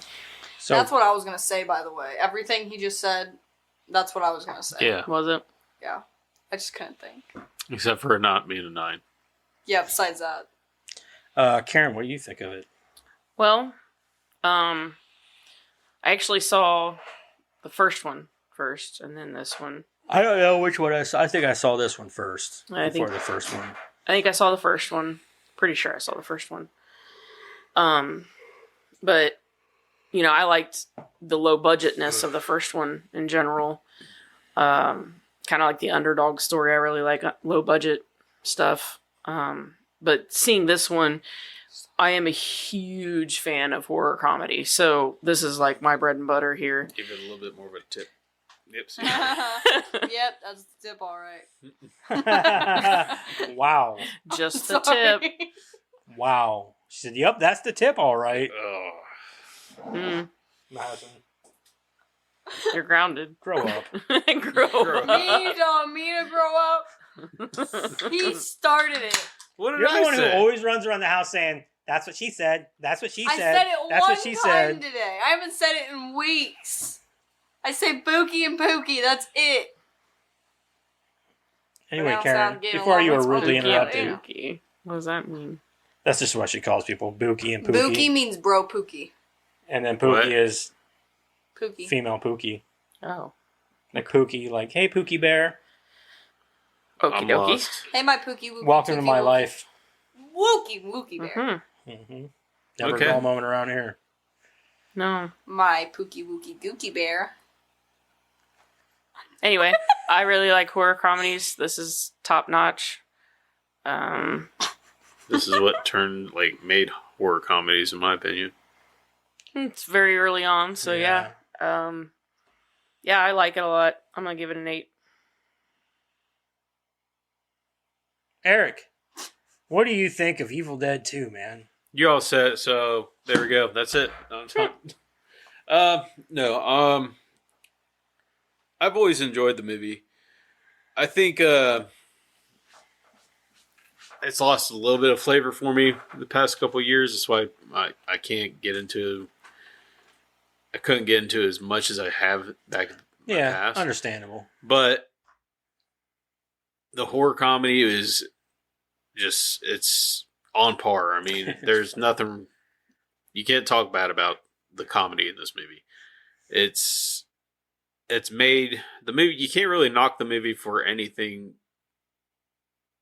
like plot wise or anything. There was no reason to, because the plot wasn't to be the focal point of the movie, in my opinion. God damn, my phone just started going wild. Yeah, I was constantly getting hit with Discord. That's probably what it is. It's probably John's Discord. Yeah. Yeah. What else? There's nothing really bad about the movie. I'm still sticking with probably an 8 for myself. Okay. I mean, back in the day, I would have rated this probably a 9 to an 8.5, 9. But Army of Darkness is my Army of Darkness is a lot of one. people's favorites, and I don't blame them. Army of Darkness is great, but I like this one because it's just Ash. You know what I mean? And it's him, and it's confined, and there's a lot that went into making this movie compared to what Army of Darkness offered. Yeah. Army of Darkness is more of a had more character, had more people in it, had more going on with it, whereas this one is I told Madison last night, this is the Ash show. That's what this movie is. I think I think Army of Darkness is more of the Three Stooges. That's why. Enjoy it more. Like the part where he falls down and the skeletons are poking him in the eye. Yeah. I mean, there's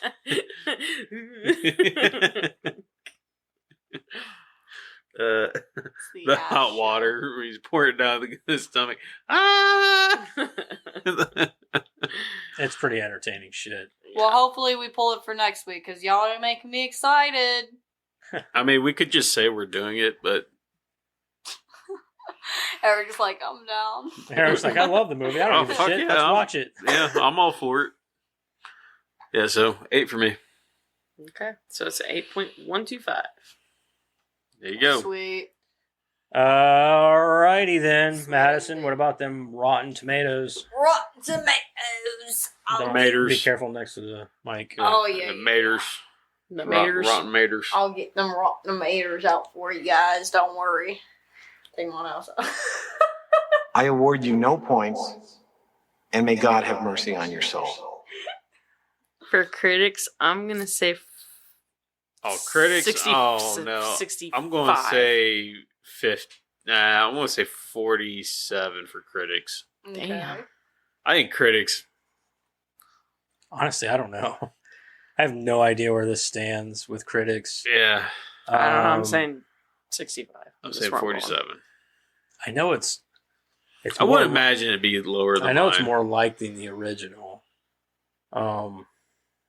It's got to be in the ballpark between the 60s and 50s. But I believe I want to say it's low, but I don't want to guess it low. I'm Go with going your to gut, guess man. higher I know. for the audience. Go with your gut. I'm throwing around 70% in my mind, but I'm like, bet that's wrong. I don't know. I'm going 70. Fuck it. 70. What'd you say? 65? 65. You were 47.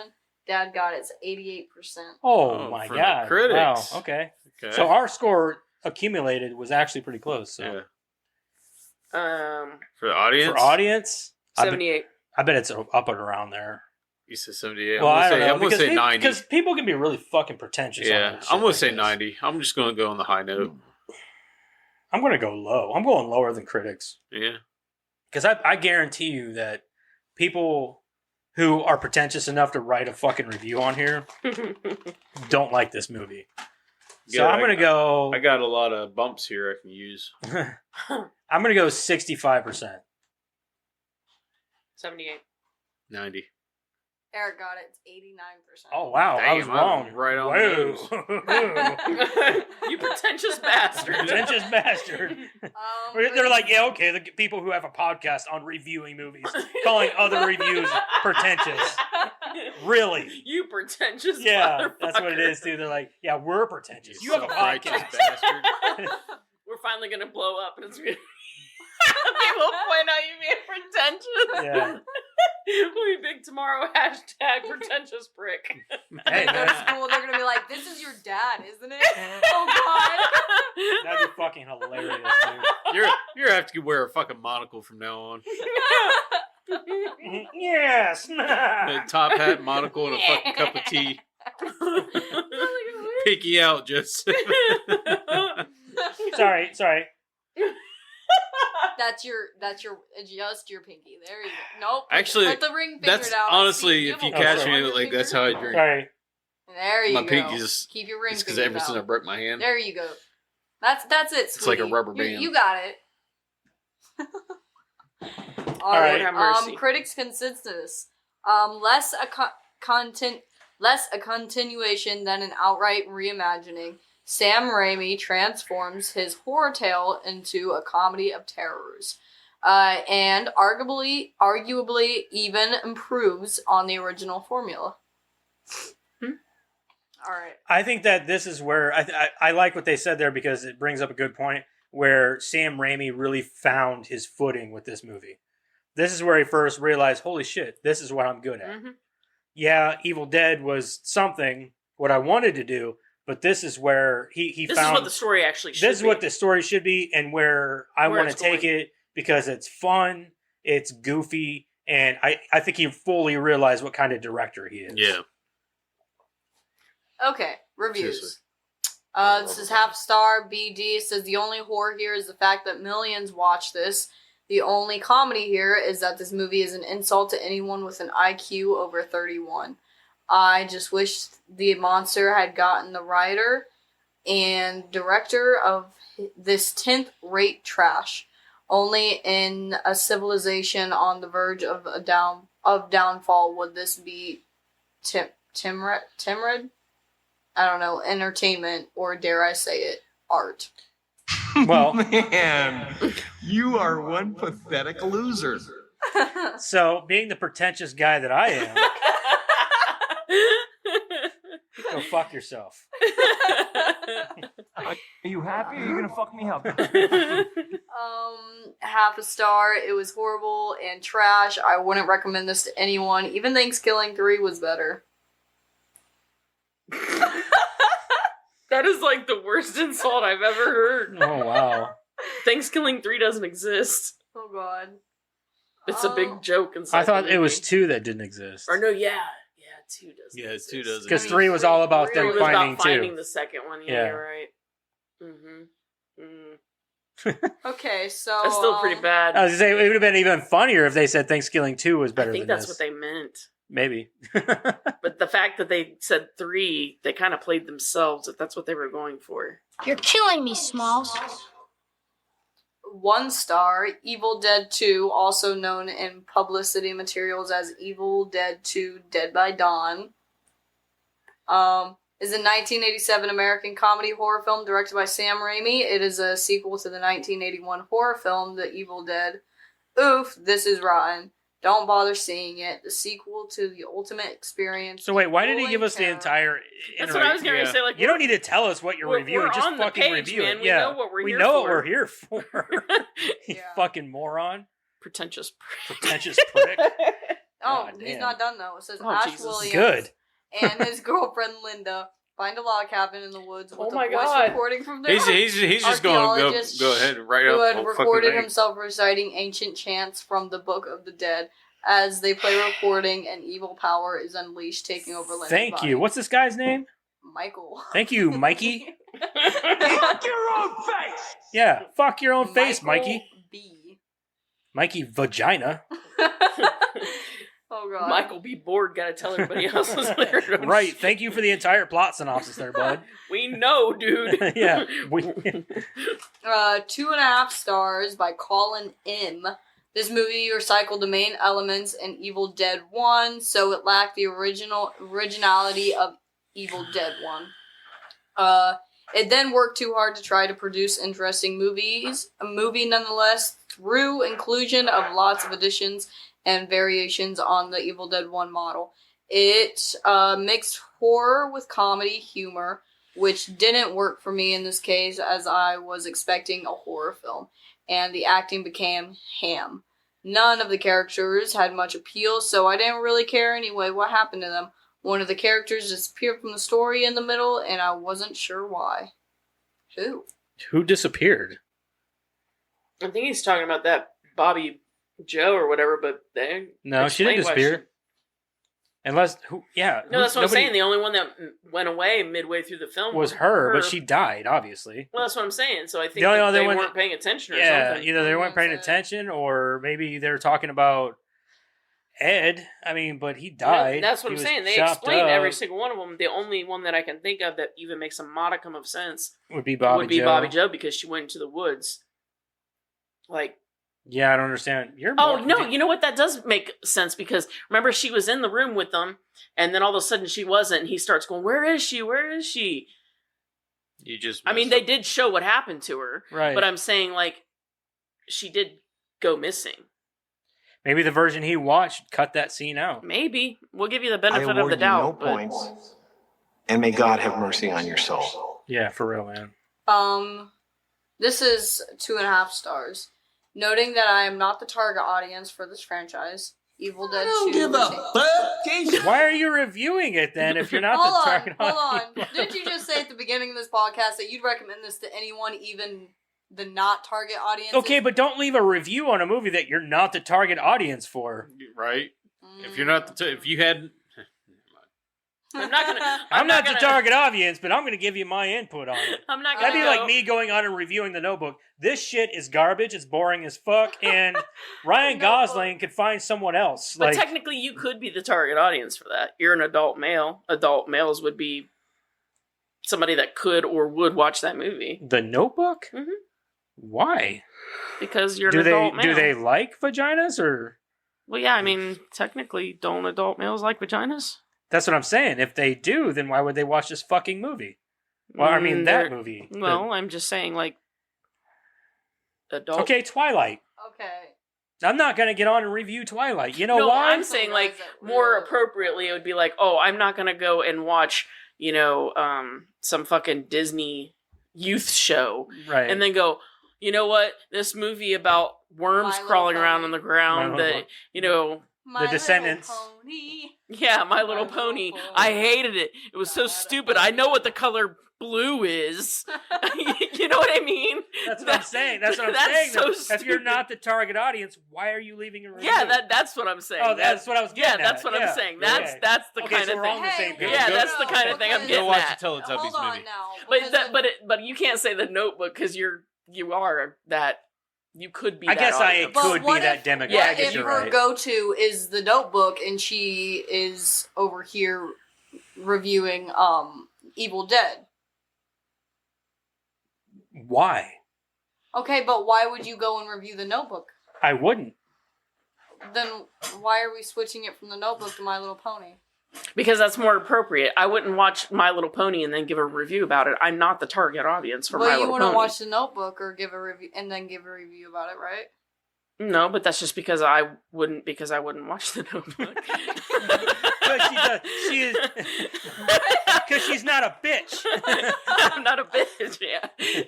But you would watch My Little Pony then? No, you're missing the point. Like, you're missing the point entirely. Entirely, it's like woo, right over the head. I told you they were drugs in the Jello, okay? Yeah. Woo! You remember them paper airplanes you used to make during the podcast? Yeah. One of them fuckers just flew over your head. There's a We big heard one, it. too. Sound like a B-52 bomber. Yeah. I felt the air all the way over here. I still don't get it, you guys. Oh, man. Just But read, read on. Let's go on. Noting that I'm not the target audience for this franchise, I knew you guys would have something to say about that, too. Like, oh... You pick some good yeah. reviews. I'll give you. I'll give it to you. There wasn't many, so... Put that cookie down! No, I'm saying the guy just needs to stop talking. Yeah. Evil Dead 2 retains any of the scary elements from the first and doubles down on the comedy. I found the nonsensical nature of the film to be a bit overbearing, and the acting was horrendous. I know it's supposed to be campy, but with that logic The there... first one was even more campy. Yeah. But with that logic, there are so many other horror franchises that do the same thing and get panned. Not much to grasp into regarding a plot. There were a few sequences that made me chuckle, but overall, I find it to be an over-the-top mess. Okay. Bigger budget, more gags, about the same level of depth or connection. That was only 1 star. 3 stars. I was running out of stars here. There weren't many 1 stars. I can only describe the film as zombies on crack. While I enjoyed it, it was nowhere near as good as the first one or as good as the pinnacle of horror comedies, Brain Dead.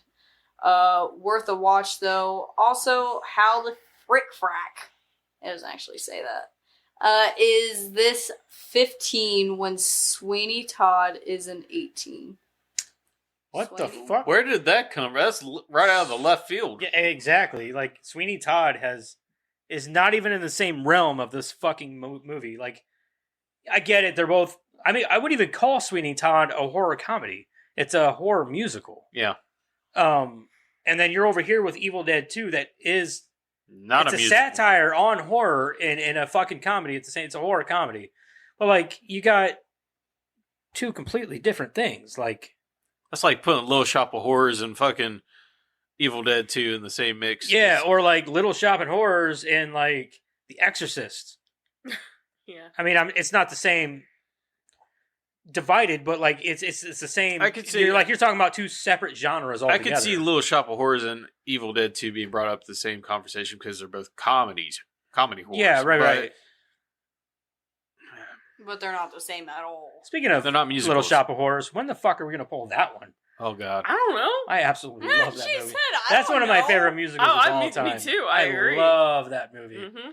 Alright, I wanted to give you guys this one good one because it sounded like something Dad would do. Just because of the groovy part. It says, Evil Dead 2 is the best of the entire franchise. It's a perfect mixture of funny and scary. All of the characters, well maybe except for Annie's boyfriend, are lovable and memorable. Linda 2.0 is the best Linda, in my opinion. Well, then why is she kind of like Audrey too. That's where they get the connection. Yeah. Audrey too. The okay. line from Ash, groovy, and the ambiguous ending that gets ruined in Army of Darkness. What more do I have to say? Ruined? Ruined? I don't know about that. What more do I have to say? This is an amazing movie. If you've never seen any of the Evil Dead movies, well, first of all, what are you doing with your life? Second of all, I agree with that. Watch this one first. The first 7 minutes are a recap of the first one, so weigh not. Okay. Give it a watch, even if you've already seen it. Okay.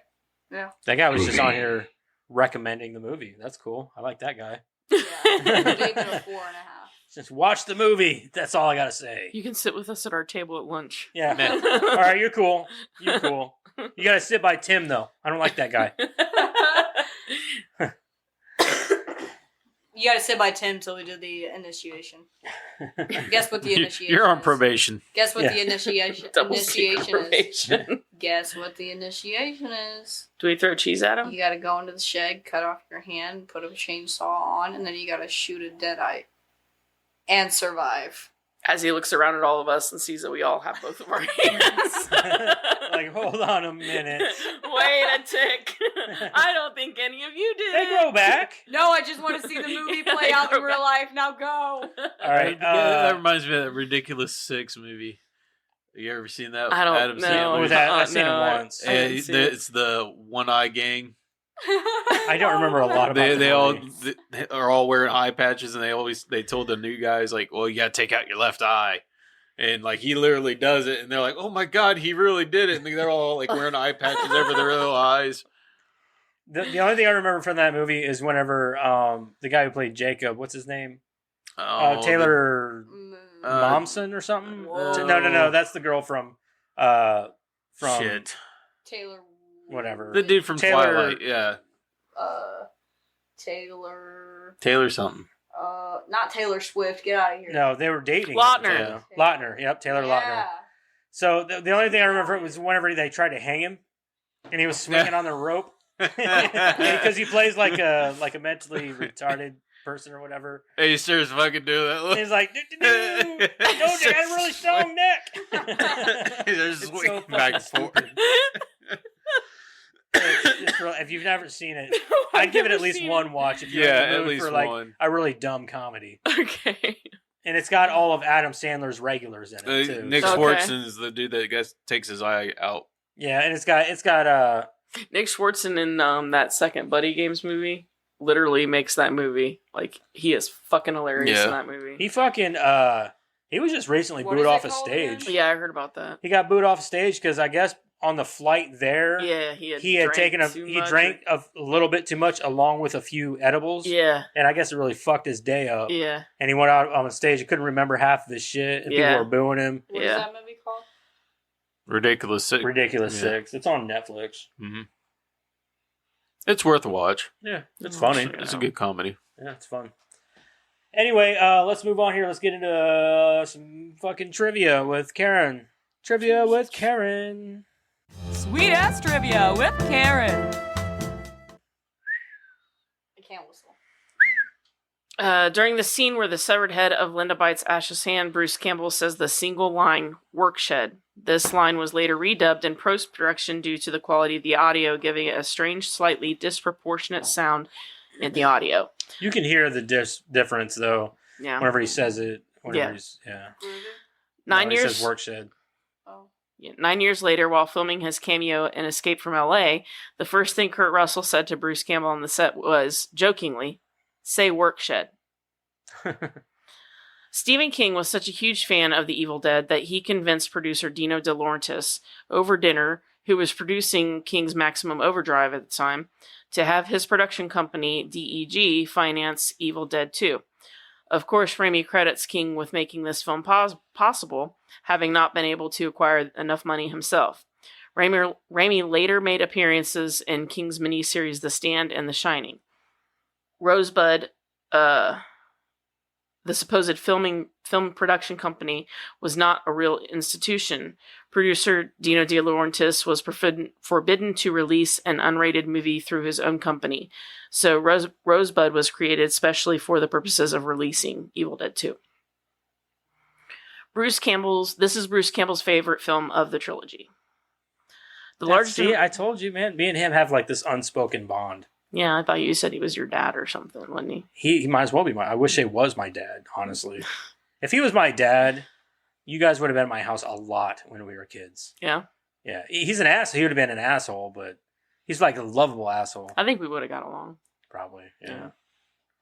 The large demonic head and Ash battles in the climax of the film, which the crew nicknamed the Rotten Apple Head, was too large and cumbersome for the crew to carry back to California, so it was left in North Carolina and soon disappeared. Its whereabouts were unknown for a number of years until it was found in a Halloween haunted house attraction just outside the original shooting location of Wadesboro, North Carolina. Could you imagine just like walking through a haunted house or a haunted house and being like, Hey, "You guys see that?" I just saw that in that one movie last night. Right? Bruce Campbell completely improvised the scene where he fights his possessed hand in the kitchen of the cabin. Sam Raimi praised his performance and used the first take for the film. The sexy, surly Bobby Joe was inspired by Holly Hunter, who was a housemate of Sam Raimi's in the early 80s, along with Joel Cohen and Frances McDormand. One particular incident inspired the character. Hunter was auditioning for a hooker part and was unusually made up and wearing a sexy, short-skirted outfit. She became angry at Raimi when he somewhat leered at her. Raimi pulled for Hunter to play the part, but the producers wanted someone somewhat sexier. During the making of The Evil Dead, producer Irvin Shapiro had already suggested a sequel to Sam Raimi, who then thought up a story, together with screenwriter Sheldon Lettich, where Ash is tossed through a time portal to battle Deadites in the Middle Ages. When Raimi announced the movie's production, they even made a mock-up poster with Ash holding a chainsaw in the medieval times. According to the poster, it was at that point originally titled Evil Dead 2, Evil Dead and the Army of Darkness. However, they couldn't raise the budget for this idea, so the project was buried and Raimi made Crime Wave. When that movie wasn't successful, Raimi got back to Evil Dead 2. Producer De Laurentiis eventually agreed to finance the film, but insisted that it was too similar to the first story, which was similar in story to the first film, which had been very popular in Italy. Some unofficial remakes and sequels had even been made there. Raimi was also forced to keep the action to the Evil Dead movies. Mm-hmm. They had already made unofficial sequels and remakes in Italy. I want to see the sequels. Right? I'm like, I know. I read that, so I'm like, man, I kind of really to the Evil Dead 2. No, Evil Dead. Just Evil Dead. Mm-hmm. Okay, that'd be interesting. I wonder what those were like. That's why he didn't want to make the original thing that they had planned, because they had already had all of these other ones going on in Italy. And when you make movies like this, you want it to go worldwide eventually. Right. Raimi was also forced to keep the action situated in a cabin to keep the budget manageable. His original outline ultimately became the plot for Army of Darkness, the third Evil Dead film. Since cast and crew had become hardened and inexperienced from the making of The Evil Dead, the production of this sequel wasn't nearly as chaotic as that of the original. Production issues and budget problems, there was fraught with setbacks, including terrible living conditions. There was still plenty of weird phenomena. While The Evil Dead had endured an unexpectedly cold winter, Evil Dead 2 was shot during a brutal heat wave. Also, the rat scene on the stairs over Bruce Campbell's shoulder while he's locked in the cellar was entirely unafraid of him and was nicknamed Senor Cojones by the crew. I thought that was funny, because that rat was not part of the crew or anything. It was just down there. The zombified Henrietta was actually played by Sam Raimi's little brother Ted. He was forced to wear an extremely heavy, full-body latex suit. With the addition of eye lenses and fake teeth, the only body part of Ted's the audience can see is his tongue when his mouth is open. The shooting location of North Carolina was going through a heat wave at the time, and a combination of this and the cumbersome suit made the production extremely difficult for Ted. He would quickly become overheated and profusely sweat in the suit. The special effects team would have to pour the liters of sweat out of the suit into styrofoam cups at the end of the shoot every day. In the Why are they pouring them into styrofoam cups? Just dump it out. In the climax of the film, the sweat can be seen pouring out of Henrietta's ear when she's flying through the air, attacking Annie. Viewers can see it at the bottom of the screen when she turns to ash and screams. There's a rumor that the effects team somehow used the collected sweat in a horrendous prank on Ted on the last day. That's fucking nasty. Fuck you guys, I quit. I'm going to go. I think that that's probably more than a rumor, knowing Sam Raimi and crew. Yeah. The sounds of the evil traveling. I'd be pissed. Yeah. All that sweating for you guys, and you just threw it right back at me. That's probably what they did. Waited until he got in the suit and then dumped it in the suit with him. Here's all your fucking sweat back. Oh, you imagine how it smelled? You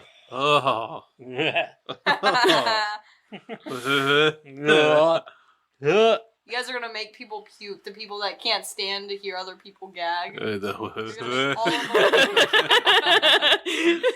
ASMR for that. Like, It's like that movie Mordecai. Every time somebody did that, he's sympathetic gag reflex. Sorry. Oh, this is what we talked about where explaining how it's actually a sequel. But it is kind of neat because Sam Raimi never actually intended to make any sequels.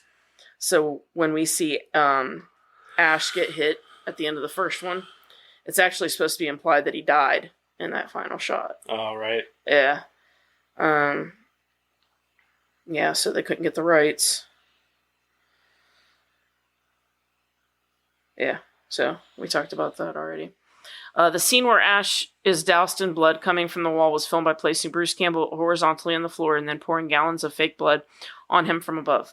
The scene was filmed with the camera turned 90 degrees to create the illusion that he was standing upright. So much blood was dumped on Campbell that not only did he feel like he was nearly drowning, he would also produce red snot for the next 2 weeks every time he blew his nose. To make matters worse, he insisted that authentic Karo syrup formula was used to simulate the blood that made him a target for every fly in the neighborhood. Yeah, I mean, imagine the heat. And they usually leave that stuff on the clothes so that they can have keep using continuity. It. Yeah. What was it? It's probably like a breeding Karo ground for syrup. flies. That's usually what they use for blood. Yeah. Not anymore because I think they've got better stuff. But back in the day, they used Karo syrup and food coloring. Yeah. Yeah. I used what was it, corn syrup? Yeah. Corn syrup and food coloring back in the day. Well, that's what Karo syrup is. Yeah. Yeah. Corn syrup.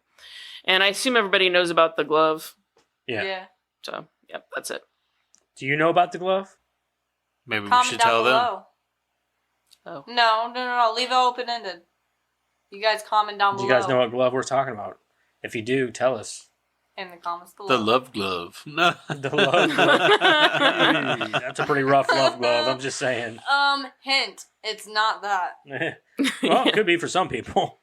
Oh. Whoa. All That's right. what you're into. What Anyway, kind of dreams are you having? moving Also a on. hint. No thanks. That right there, my friends, is Evil Dead 2. 2, we better get Army of Darkness, is it called? Army of Darkness. Next. Or a Little Shop of Horrors. What's in the fucking box? Or the Ninja Turtles. Or, I mean, whatever we get. If we get Saw, throw it away. Saw. Oh, God. If I it's Saw tried or to- I tried to Texas work with that. Chainsaw, I'm done. Into the Spider-Verse. Yes! Sorry. I really like that movie. Spider-Man into the Spider-Verse. Into the Spider-Verse. That was All right, on my Spider-Man. This is our first Spider-Man movie. Spider-Man movie. This is also like, we've only done like one other animated movie, and that was Spirited Away. Yeah. I'm pretty I sure. thought we did another animated. Yeah, I thought we did too. Have we done more than one animated movie? I think maybe not. I feel like I don't think maybe. we I don't know. have. I'm not sure, but I don't think we have. I think that's the only one we've done. Actually, yeah. I'm almost sure. Yeah, I think so. I can't think of another one. All I know is we did Spirited Away. It's on Fubo and FX Now. Really? Streaming. I think it'd be on Disney or something. No, I don't think it's a Disney You'd think movie. so, but no. Well, Disney bought out Fox, and they got... I don't know. All right, well, next week we're doing Spider-Man Into the Spider-Verse with the best Spider-Man, Miles Morales. Yeah. He is the best Spider-Man. Woo! And honestly, I gotta say, I like the first one more than I like the second one. Well, yeah, the second one leaves you off with a cliffhanger. It spends all that time building up. and Yeah, then but like leaves just you the off. first one was just better in a lot of ways, though. I feel like the second one will be better once there's a third one. Maybe the first one was better because of just like whole it was a thing. clean storyline. It was fun to watch. It was. I don't think they expected to make a sequel. We watched, whenever that movie came out, we watched it a lot. Yeah, we did. We watched it, like... Well, Jackson was obsessed with it, and so I was like, I'll watch it as I'd many sit times down as you and want watch to, it, buddy. right. Yeah. Honestly, I don't think I've watched it yet. No, it's Seriously? probably That might be really my favorite good. Spider-Man movie. Is Into the Spider-Verse. It's a really good. I know, I haven't watched it. It's really good. You've What never is wrong seen with it? you guys? You're gonna love it. It's You good. know, You're gonna I'm make me have a heart totally attack. over the hero superheroes. It is. I know. I get that, but this is like No, I'm just This is saying, like, different. I'm not With- opposed to with the watching hip it. hop and the art style and everything. It's just a fun movie. No, I'm saying I'm not opposed to watching it. I'm saying Right. I don't seek them out. it's definitely like Oh, it's definitely make like Jack it's definitely watch it like with you, pleasure you'll for the love it, eyes. I promise. It's pleasure for the eyes. The movie is because it's so colorful and cool and just the art and everything. I liked how the Tell actor that him- played Spider-Man, the Amazing Spider-Man. Karen, tell him what's I his told name? you that he has to Andrew watch Garfield. Yeah, I thought he did a And good if job. he as loves Spider-Man. Yeah, it was good. No, I think go all to the the Spider-Man movies. have been good. I don't have any of them I don't like, so So he has to love it.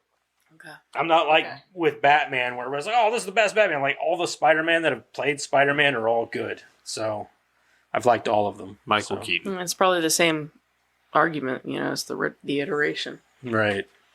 But like, there have been bad Bruce Waynes and Batman, so like George George Clooney. Clooney. What?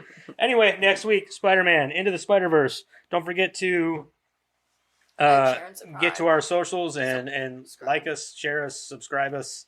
Dude, there's a spider web hanging down right there. Mm-hmm. There's no spider on it, but I can Madison see may it. have a It's heart over there. attack. Anyway, don't forget to find us on Discord and talk to us there. We're always open to conversation. Aside from that, I hope you guys all have a wonderful, wonderful week. And weekend. Yeah, just like I always say, man. Don't forget to wipe your ass. And your mouth, apparently. This is a new thing, I guess. It's not new. People have been doing it for many, many years. No, you saying it every week is a new thing. They gotta start using the 3 seashells. All right. Bye. Okay, bye. Goodbye.